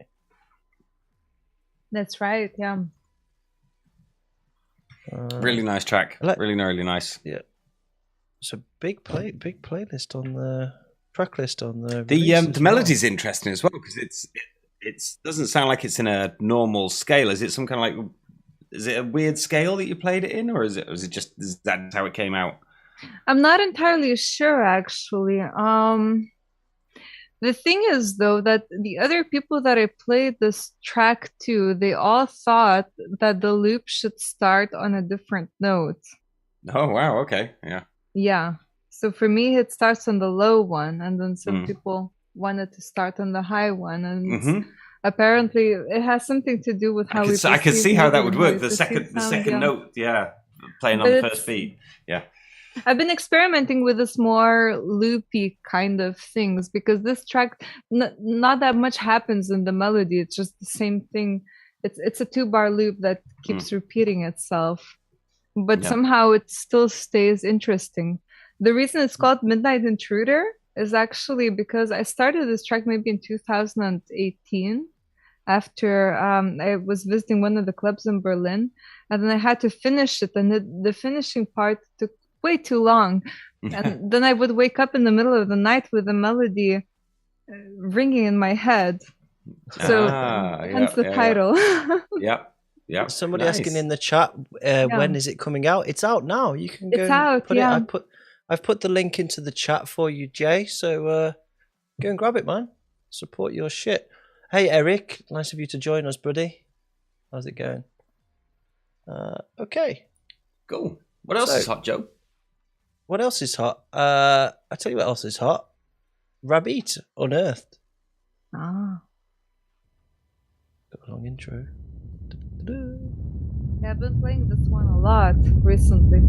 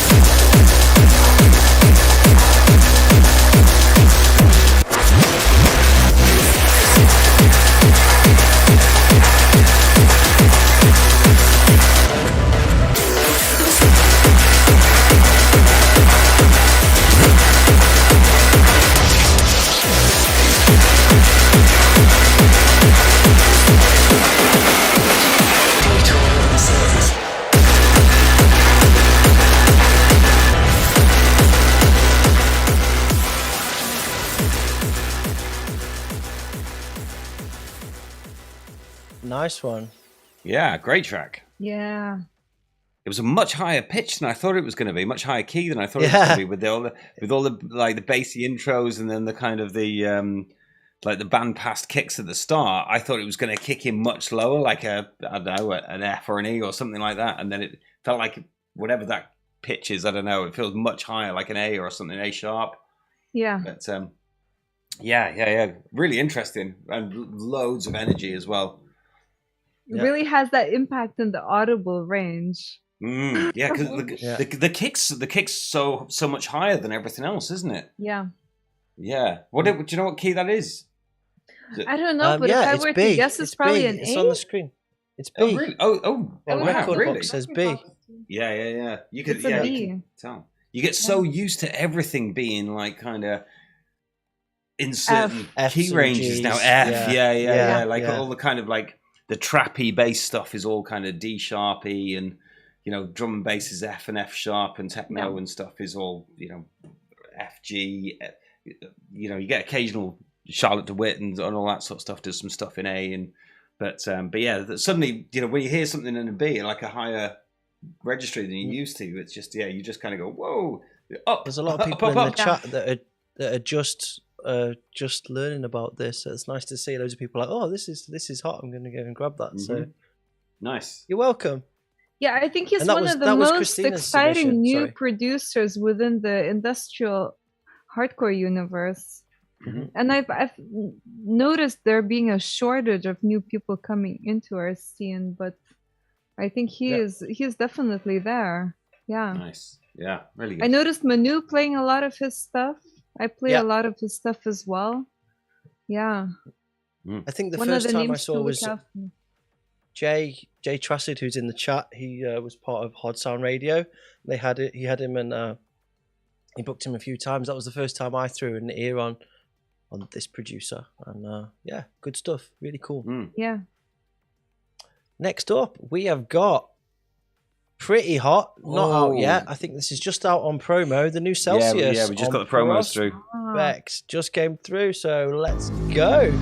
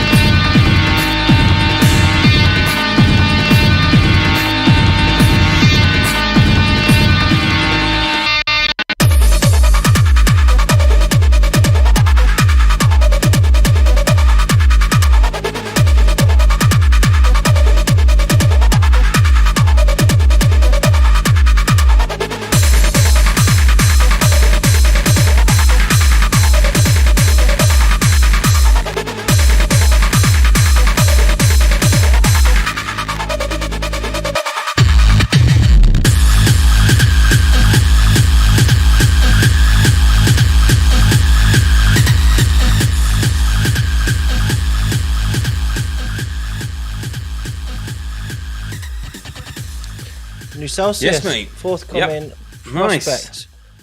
Celsius Solid is the release. master of hooks in hardcore. Yeah. Yeah, he's Some got really good game. hooks. Yep. Yeah. Really nice. He's got Loving that the old- 140 vibes. old Loving the 140 vibes. Yeah, well, Christina's on. We've had a solid show of like slower stuff, right? Yeah. Got some more as well. We've got more. There's more. Everyone in the chat's absolutely loving it. Alex, Rival. Yeah, I'm gonna play your track after actually, bro. Abomination says, I feel like it really needed a sample somewhere. I don't know, if you can do stuff without samples, then you're doing it right, right?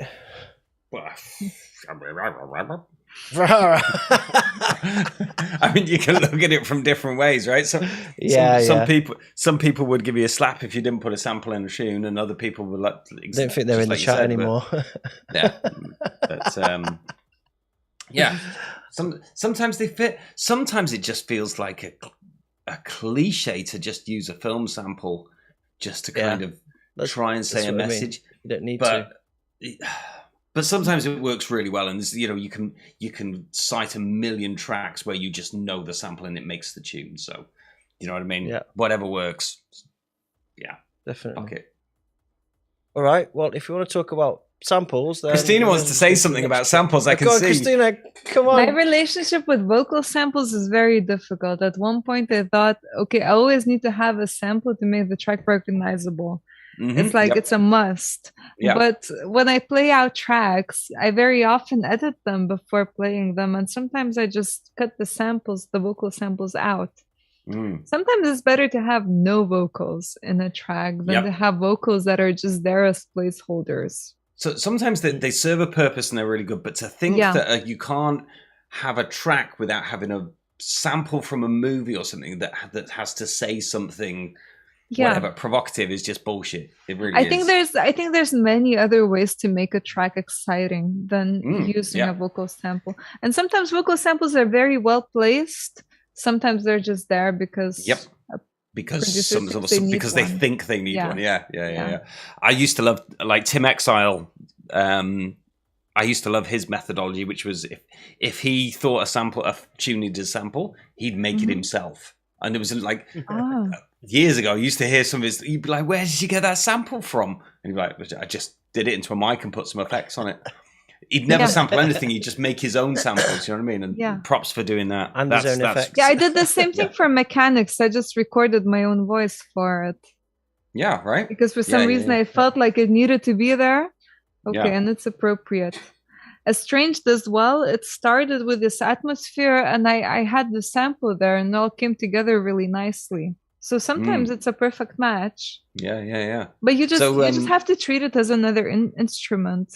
Yeah. So Stefan that I live with, he's just mastered someone's album, and I think in between all the tracks, he's got like it sounds like a famous person like saying something about the track or talking about the track title, and he basically paid for all these professional voice actors to do like Morgan Freeman's and all sorts of stuff to kind of talk, like to say the track names between all the tracks on the album, which is a pretty cool idea. There's lots of ways you can skin this cat, right? You can do it in all sorts of different ways. So, but But if we want to talk about samples, vocal samples, and hardcore and Gabba, then that's Mad Dog and Promo, right? And this is Mad Dog and Promo. Nice segue, right? Let's go. Nice. Yeah, let's go.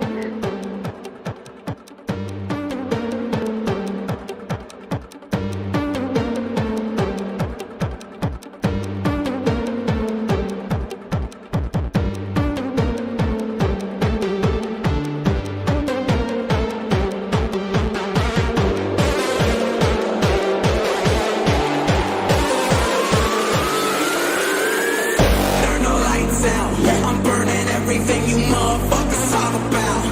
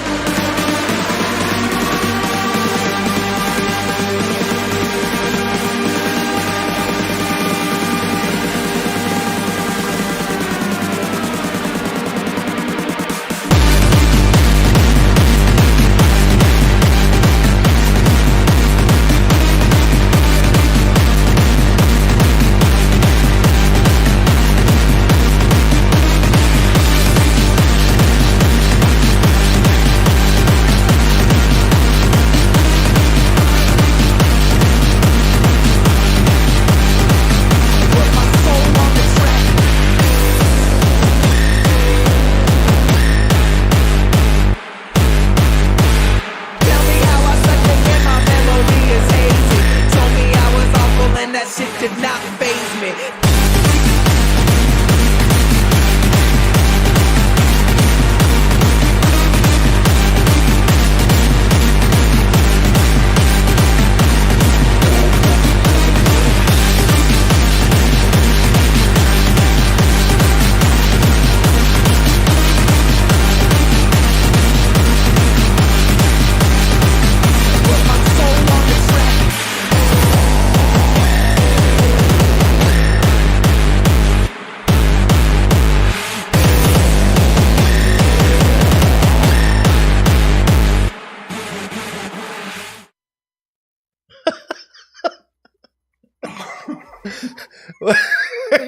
Greg, what you doing, mate? Just loving it, mate. Loving it. Just in the moment. Oh man, I'm loving what Mad Dog's doing right now. You know, I'm really loving it. I mean, it's not always like the stuff that I would necessarily play in a set. I mean, some like what he did with Reset, I play that a lot, but this stuff that he's doing now, this down tempo thing, I got nothing but respect. Like going against the grain, like really, it's so cool. And if nobody saw this thing that he did, it was a good stream. Really enjoyed it. Joe, you need a mustache, mate. I've actually been playing a lot Christina's of new got a stuff. mustache. I didn't notice. Hot, right? Yeah, mate, you're rocking it. Yeah. I've been playing a lot of his new slower stuff. So The Box was a 160 track, super millennium, super drivey, super nice. And then I think I was playing Il Futuro from the last down-tempo EP. Yeah, it's super nice. Hardcore used to be very slow, you know, so I was going through the tracks that inspired me back in the day. And I used to listen to Anger Fist. And Anger Fist had made some tracks at 140, 150 BPM back in the day. Yeah. And it was great. Yeah. We need more slower stuff. The Summer of Doom, bring it on! Back. The Summer of Doom. Telling you, this happening to be a thing. Perfect. Oh my God, how many drugs have you had, Greg? Are you going to be okay, mate? All the drugs. All the drugs. Oh no! Greg's broken the internet. Are you... Fuck. Okay. Anyway. Wow. Anyway. Yeah. So slow stuff is cool. Speaking of more cool slow stuff, every time I look at Christina, something else is happening on her face. Shout out to Ash. Let's go. Yeah.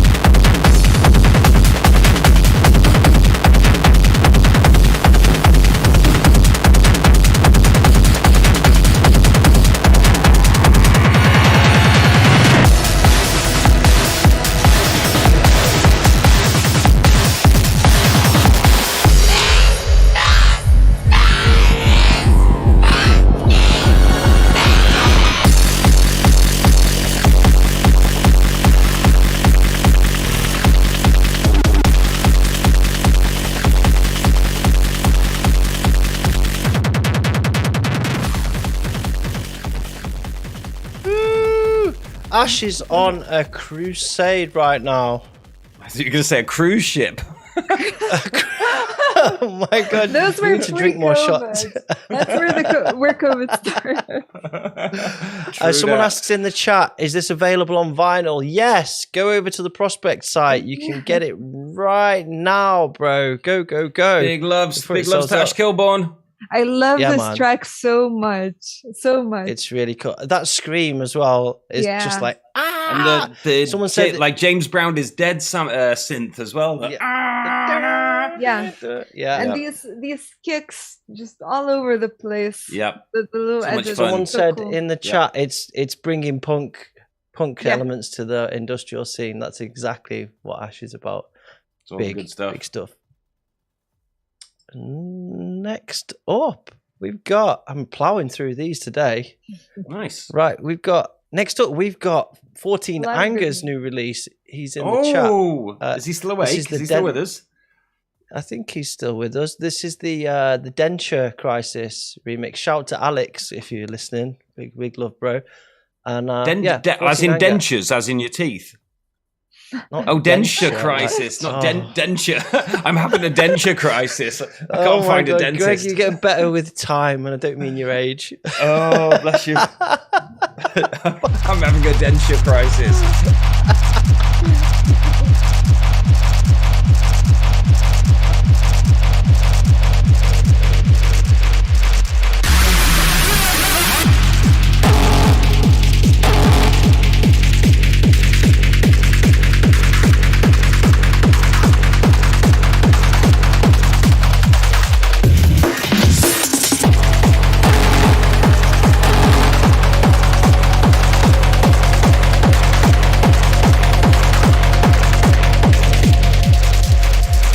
Someone who doesn't belong.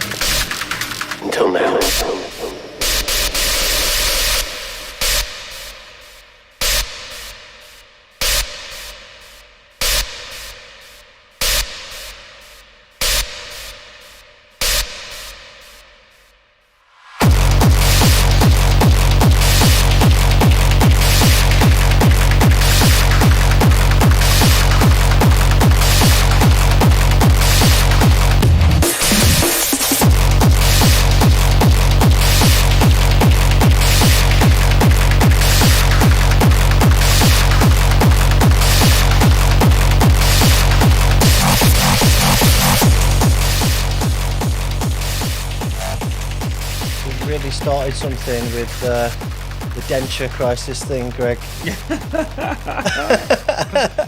Nice. Always delivers, and that whole release is good, and that's also out on Prospect now. Nice. We don't see so much of Alex nowadays. Been quiet. I guess a few people have been quiet, right? He told me that Alex, he's back to making music, and he's making a lot of music. So I guess let's expect a lot from him. He's been doing soon, tattoos. yeah. He's got a tattoo studio now, right? Yeah. He has had that one for a long time now. I visited him in Berlin a few years back, and he was doing really well. Also, he was making some really nice tattoos. Last time I saw him was in Berlin as well. I think we went to Burgermeister together. Yeah. Burgermeister. I miss Berlin. It's been a while. Berlin. Got some Yeah, I bookings miss come through Berlin in too, Berlin man. actually. Like, I can't wait to get back. Really? Where are you playing? Times. Oh, I can't reveal that right now, but I'll tell you in private, but not on air. But Greg will be playing there too. Yeah, I'm playing in March. I think the 25th at ET. Okay. Oh, nice. I've got the April and maybe June and maybe also July. So we'll see how that goes. Mr. 14 Anger's in the chat saying, Mr. 14 Anger is saying he's going to soon, living in, opening a tattoo studio in Lyon. Lyon. I'm actually meeting Densha in a couple of weeks because I have a gig in Lyon. So we're meeting up. It's all happening. Tell him we said hi, man. Everything's symbiotic. Joining exactly. together. I mean, it's been 2 years. It's been 2 years where we've been all completely disconnected from one another, and now finally the borders are opening up. Parties can happen. We can finally meet one another again. Yep. It's really nice.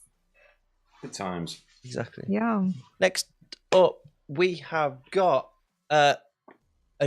a release from a new label. This isn't like kind of an exclusive from an up and coming English producer who's had tracks in the New Blood before, I think. Visceral, who's recently been signed to Heresy The Movement, and this is on the new label of Survival. And yeah, this is called Panic Room. I love a good Panic Room.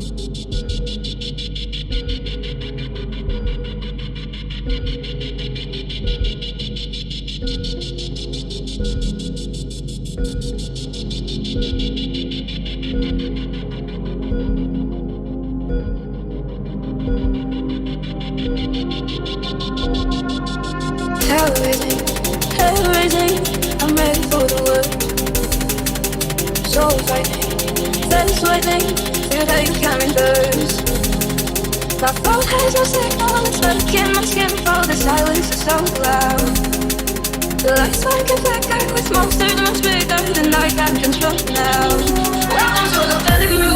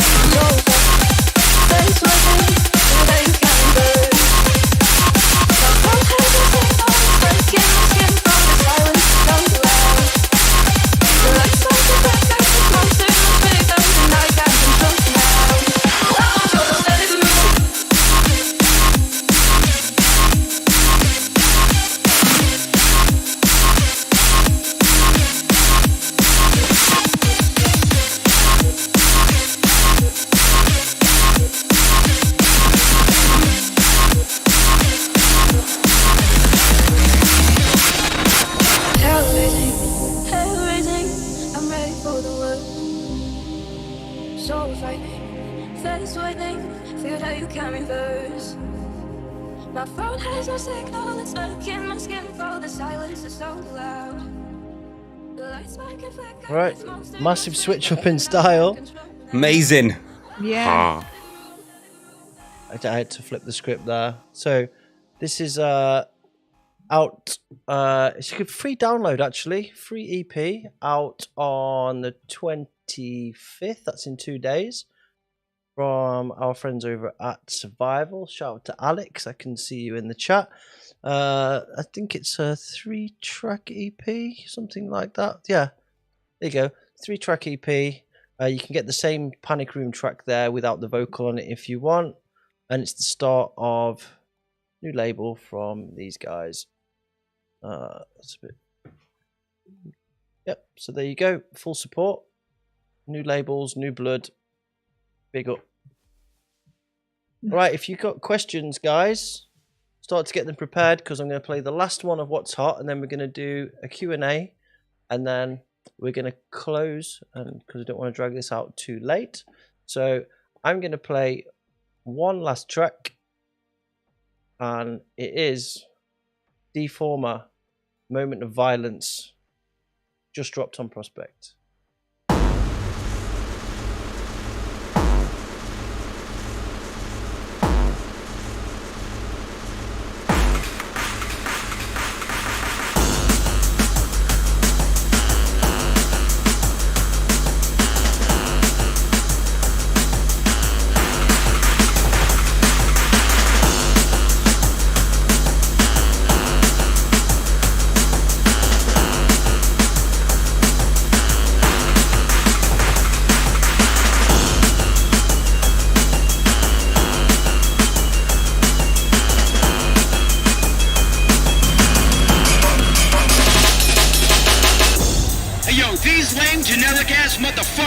Everything to be radio fucking friendly, right? Well, I'm done with being discriminated for my musical taste, so fuck the masses, fuck the music industry, and fuck you if you can't handle some loud fucking music! Can I get a moment of silence? Yo. I'm bringing that back for that vocal. What? Just for that. Yo, these lame, generic-ass motherfuckers want everything to be radio fucking friendly, right? Well, I'm done with being discriminated for my musical taste, so fuck the masses, fuck the music industry, and fuck you if you can't handle some loud fucking music! Can I get a moment of silence? Drums!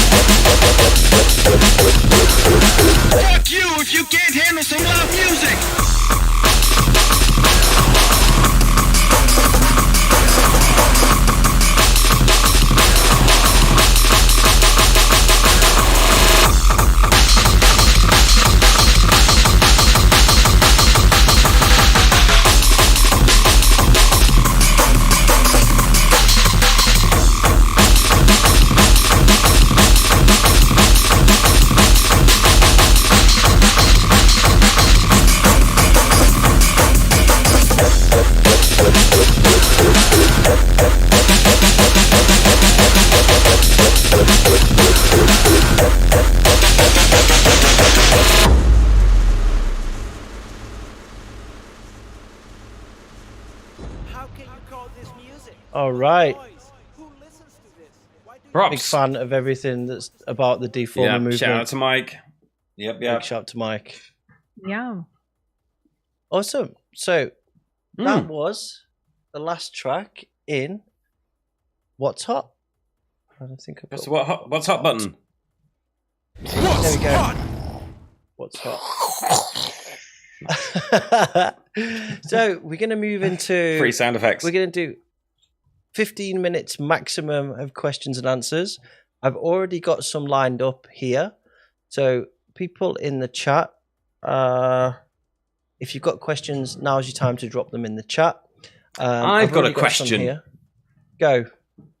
I've got a question for Christina. So how did the Ghostly International collab thing release come out? Because Ghostly is one of my favorite labels. I've like Telephone Tel Aviv and all those, like for years I've loved Ghostly. But so yeah, how did that happen? Yeah, it's absolutely an amazing label. And I was really surprised. So Heather Pearls, the artist whom I did the whom I did the remix for, he just got in touch with me directly via Instagram. Wow, and cool. Apparently he's also A&R for Ghostly. And he wanted a remix for one of his tracks. He did an ambient album. Wow. And the stars just aligned. And the stars just aligned and it was perfect. It was probably the most effortless track I've ever made. And it's lovely. The really nice intro into those kicks for just, lovely. Yeah. It was really, really great work. Yeah, I just heard it. I think I finished it in a few weeks. I was just done. Yeah. Best ones just like that, aren't they? They just happen. Yeah. Because I was super inspired by his textures. There were some things I would never have done myself, but I really liked. So it was just perfect. Yeah, nice. Yeah. Awesome. All right, Joe, over to you. I got one here from one of the New Blood, Charlotte, Chef. She says, "Can you give us some advice for upcoming producers that need motivation every damn day?" Ooh, that is a difficult one. So I'm happy to go at this for a start. So there's a few different ways you can look at it, right? You can look at it one way is like there is no inspiration, there's no motivation, there's just hard fucking work and self-discipline, and you've got to put the hours in every fucking day and just grind it out whether you want to or not. And the difference between the people that make it and the people that don't make it is that the people that make it, even when they don't want to, get their ass in the studio and just fucking make tunes even though they're not in the mood. That's the difference between people that make high level. You can apply that logic to anything. Yeah, totally. But there's totally another way. That is just one way of looking at it. You can look at it like another way, that there's you can surround yourself with art and listen to loads of other music and just surround yourself with stuff that provides you with good times and good vibes, and you can meditate and do David Lynch stuff and get transcendental and find messages from other worlds that that lead you to solve puzzles and kind of do all sorts of magical stuff. So there's loads of different ways you can go at it, but there's nothing that beats fucking just putting the hours in and grinding it out. And sometimes that's just what you've got to do. There's definitely many ways. I mean, when I started out, I had school. Then at some point I also had work. I had a day job to get in between. And that's what you both of you guys have going for you. But you just have this drive to make music, and whatever free time you have, you're gonna spend on it because it's just the most rewarding thing in the world. That's what you want to do. Yeah, I struggle with it a little bit more nowadays because I feel this pressure. So let's say I've done some work back in the day that performed well, that did well, and now I need to live up to some standard. And that's a whole new challenge to live up to. But when it comes to new producers, there's many different things you can do nowadays. Back in the days, I think you just had to become really good. Nowadays, you can have a really successful social media profile. Totally. That's also one of the ways to go. It just depends on whether it is acceptable for you or not. Yeah. There's lots of ways to play this game. The other way is to lots of ways. like for me with working out is just when you're talking about kind of methodologies and just things to keep you going every day, is that you you do it religiously up to a point where you feel bad if you don't do it. And then you know, it's almost like a reverse psychology thing where it's like if you take a day off making music, you feel bad that you haven't spent that time in the studio because you've done it, you know, it's because it's, you know, so ingrained as such a religious part of your routine and your life that you feel bad if you don't do it. RAβveAT's just subscribed. He's coming to the chat. Hey, bro, we played your music before. Yeah, great stuff. Hey. Yeah. So, anyway, that was a nice question. I assume you're a bro. You might not be. Hey, you. The Rocksteady crew, show them what to do. Make a break, make a move. Here we go. Oh my god! From the Christina, from the time you started producing all the way to today, would you say that you're more of a structured producer that has a set plan and pace for your music, or if you're more of the feel the vibe type of producer? I have struggled with structure my entire life. Yeah.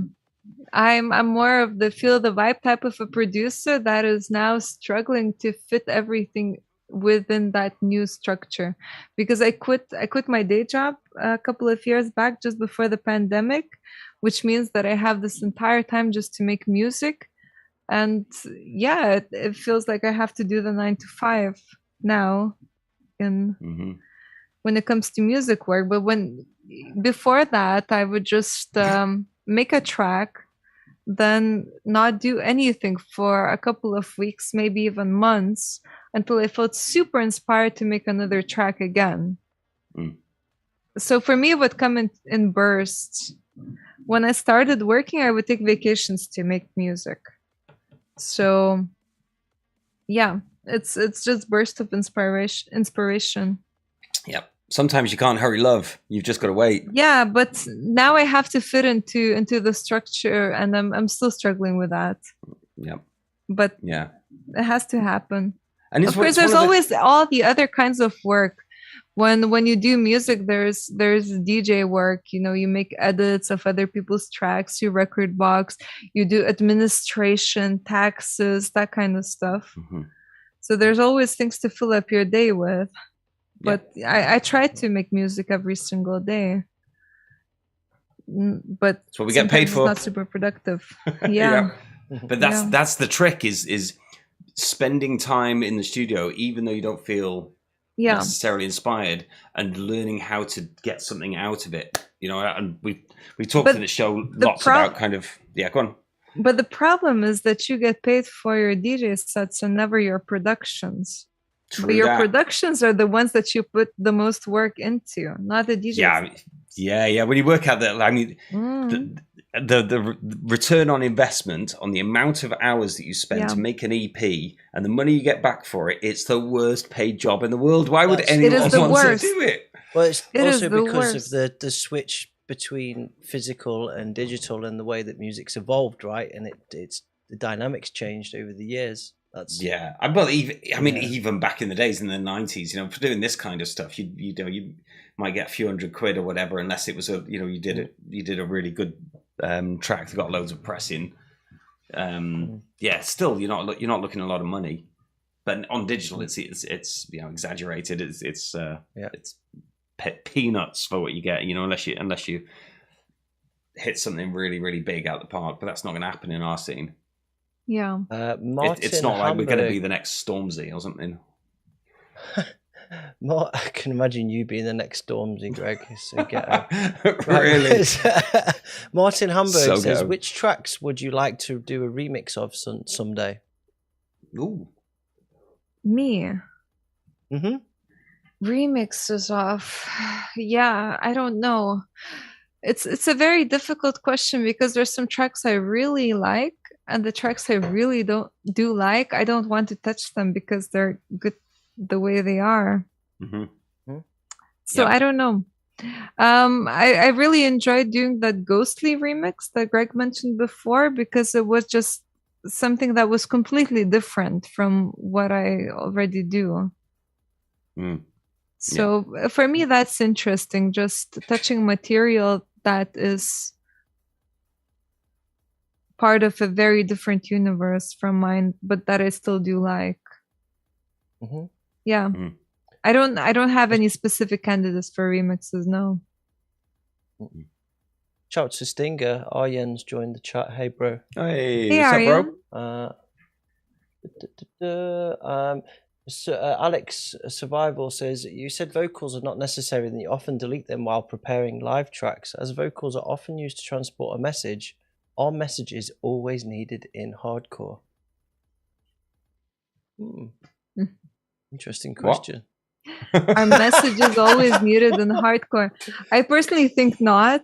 I think they're not needed at all, because music and sound itself is a message, and it is maybe a different message than you would be able to express in the words.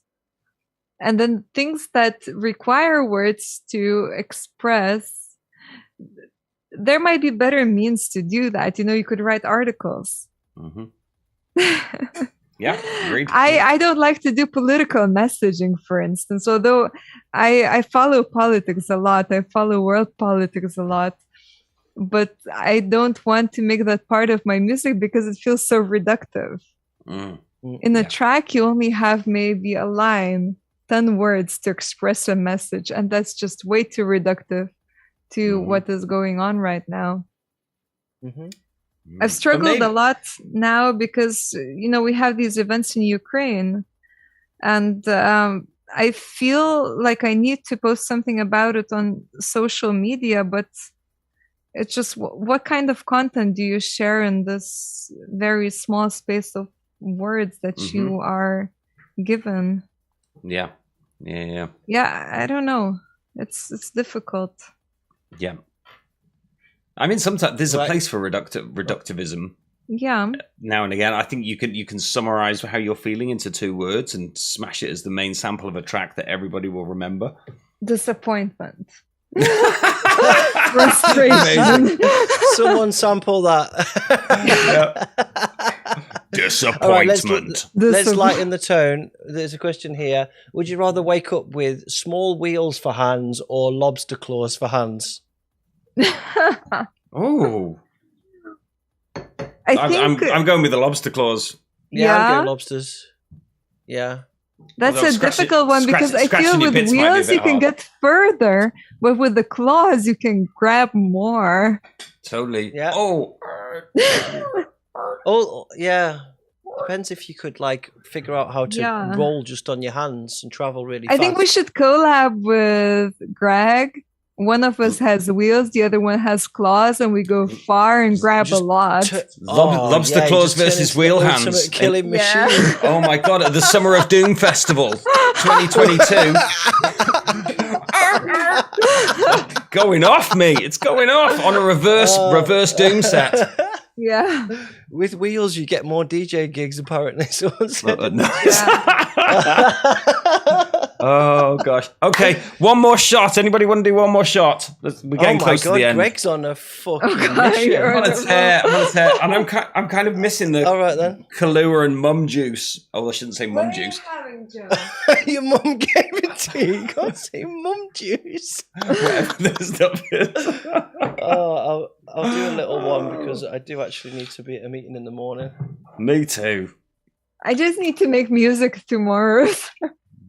Joe, can I come to your meeting? That'd be much more fun. Definitely not. Well, you can if you bring your special camera thing. Ooh. Can you do the invisible thing? I could. Yeah, I was doing it before and you didn't even notice, I don't think. You were chatting for about 5 minutes and I had my invisible head on. You didn't even notice the whole time. Let's do invisible head shots. Okay, let's rack it up. Okay. Boom. Cheers, guys. I didn't Cheers. Know Greg's still there. I think Greg is cheating. Yeah, he normally is. He normally drinks fake shots. Shut up, he mate! Just ran to the sink and got his water. I've got my fucking. Can you see? I don't know. Can you see this? No, you can't. It's invisible. No, we can't see. Oh, it is there. Okay, come on. Invisible headshot. Oh, cheers! Brilliant. I prefer this, Greg. Oh, brilliant. Can we do a poll, please? What do you want a poll about, Wouter? You want a poll for the wheels for hands? Maybe he means a Polish person, and he's slightly racist. Oh my god! Right, claws or wheels? Let's put an official claw. What hands? Go, Christina. What was the most remarkable speedcore party / gig you've ever been to, and why? What was the most remarkable speedcore party I've been to? Yeah. I haven't been to that many speedcore parties, but I really enjoyed the last Tunnel of Terror at Thunderdome. I'm not sure which one it was. Maybe it was the last Thunderdome. Yeah, that was. Yeah, 2019. It feels like that's when I played that. Time ago, yeah, but you know, back in Lithuania, our hardcore scene when I was still growing up there was it was quite snobby. So Dutch mainstream hardcore would never fly. We had to go for the most obscure French stuff, flashcore, neurocore type of stuff. Yeah, and it was always there. It was always part of our parties. Yeah, nice. It was great, but I never really got to experience the real terror until maybe the Tunnel of Terror, even the claw. Yeah. Claws is winning by far. 27 votes, 78%. Claws wins. There you go. I'm looking forward to some real speedcore parties. We need that. Yeah, there's I think Speedcore Italia and somebody else just announced something at Rundenberg. Oh, there's stuff coming. Christina, what is the industrial hardcore scene in Baltic? Any artists you'd like to mention from there? I'm not sure if I can think of any producers. We just have small parties, and we have some DJs play there, but industrial hardcore, no. I mean, industrial hardcore is already quite small in the Netherlands. So if you go further onto the Baltics, it's like 3 people sat in a basement. Yeah. Well, it's usually 50. We had some bigger parties too. We had some bigger parties in these super underground industrial locations, but we'd have combinations of shrines, hard drum and bass, that kind of thing. And industrial hardcore on its own was never really a thing. There were some DJs that would represent that sound, some artists that would represent that sound, but it was never a thing on its own. No. I'm going to do 2 more questions.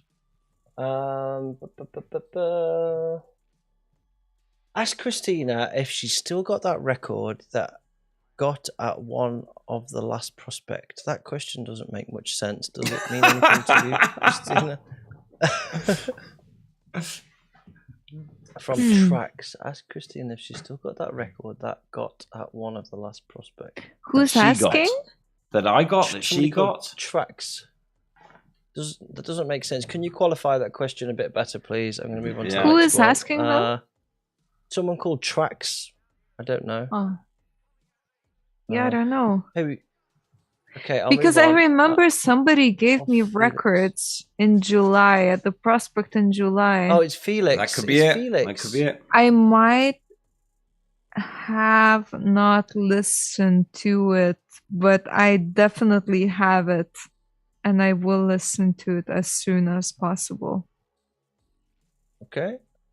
Question for Christina. I loved your Artifine set. Can we expect to hear more techno side of things? Also, thanks for introducing Seventh Circle Warriors to my fave track of last year. Oh, thank you. So when I get booked for, say, more techno type of events, I play more techno, and then I move on to industrial hardcore. So yeah, there's always some room for that.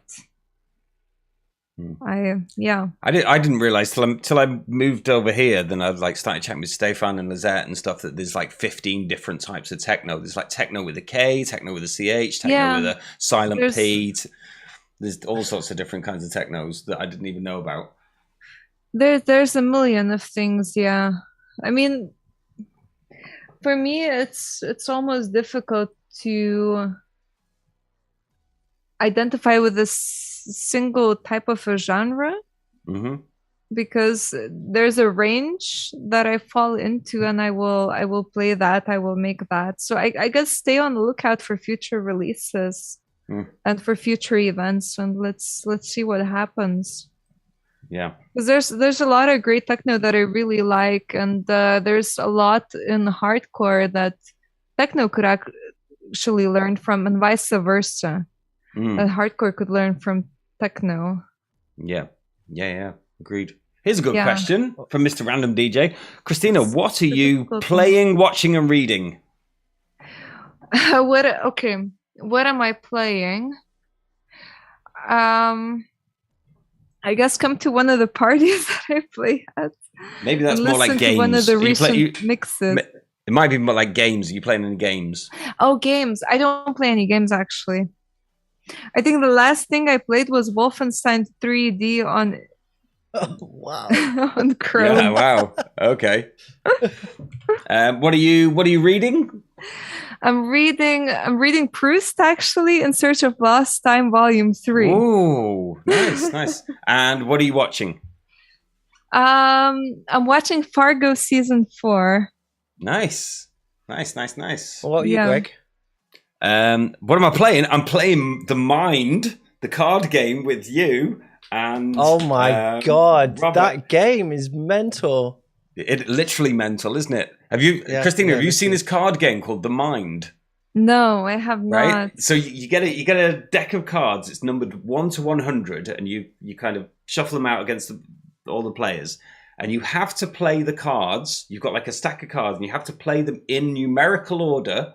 So the lowest number first, then the next number, then the next highest. But you're not allowed to talk to each other. You just have to work out who's got the next highest card by how quickly you're willing to play that card. And the more you play it, the more you kind of get into the zone of like working out what other cards other players have got. It's fun, and we got pretty smashed playing that, didn't we, Joe? Oh, perfect. Yeah, we did. It was great. As you know. Yeah. Great. And what are you reading? What's his name? I'm reading. I've forgotten the name of it because my brain has gone numb. I think it's by Bill Quick, and it's the name of a film that was. Oh, what's the name of the film? The Limitless by Jim Quick. That's what it is. And it's a book on how to learn everything faster, how to read twice as quick, how to learn twice as quick. It's an amazing book. Yeah, you're the productivity and efficiency expert in here. That's my job, right? So if you can learn everything twice as quick, then if you can read twice as quick, think twice as quick, do all that sort of stuff twice as quick. So yeah, Limitless, I would definitely recommend. Yeah. And what am I watching? We're rewatching Afterlife at the moment, and I've just started watching Severance on Apple TV, which is a real head twister. Looks great. First episode has just been on. Would definitely recommend. Yeah, in a nutshell, so there's a group of people, and they choose that when they go to work, they have their memories wiped and they can't remember what happens outside of work. But when they go out of work, they have their work memories wiped, and they can't remember what's happened in work. They can only remember the real world. So then as they go in and out of work, their memories get wiped each time, and they try and work out what the fuck is going on, because it's a head trip. It's like a Charlie Kaufman film on steroids. It looks really good. So yeah, first episode, definitely recommend. So over to you, Joe. I'm not currently reading anything other than my to-do list. Playing Call of Duty with my random bunch of friends / idiots. And what was the other one? We just started watching Peacemaker. We watched a bunch of stuff, but Cam and I are into like nerdy shit. So Peacemaker's like a shoot off series, and it's with what's that guy, that wrestler, fucking I've forgotten his name. Randy Savage. In the chat. No, he's a wrestler, and I think he was in I think he fought in the UFC once. John Cena. John Cena. Yeah. Him. And it's like it's a really over the top superhero thing, but like really ridiculous adult humor. Quite funny actually. Yeah. I watched a really crazy wrestling documentary recently. And which one? Yeah, I don't remember the name, but apparently if you're born into a wrestling family, you're going to become a wrestler. And it just, it goes from generation to generation. And it doesn't stop. Yeah. The first thing you experience is it the steroids? Sorry?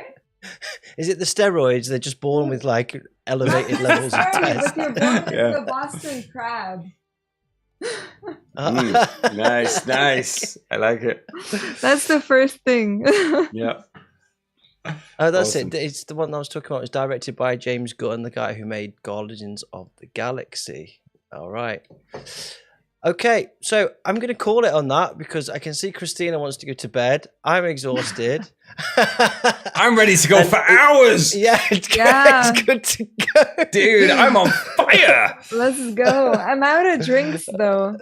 Yeah, I finished all the shots, all the I'll send you some of my mum juice. All right. We're gonna close on something different, which is, Greg, remind us what something different is. I don't know. I sent you two. Which one did you want? Did we go for the either we went for the Max Cooper or we went for... it was Max Cooper. Yeah? Oh man, Max Cooper's new video. So it came out, I think it came out yesterday. It's beautiful and it's crazy. He works with so many great video artists. It's a beautiful video, beautiful track. And yeah, much love to Max Cooper. So it's Max Cooper exotic Let's content. go. So yeah, it's been a great show. Thank you, everybody. Yeah, thank you. Yeah, thank you, Christina, for coming on. You've been a great much guest. love. Thank you very much. We really thanks to appreciate you, Greg and Joe, and thanks to everybody who tuned in. Yep. Yeah. Thanks to I had a everybody in the chat. time. Yay! We love you guys, and we'll be back same time next month with to be confirmed guests. Yeah. Respect. We love you. And Greg's got his cat on his head again. Okay. Peace out. Bye. Oh!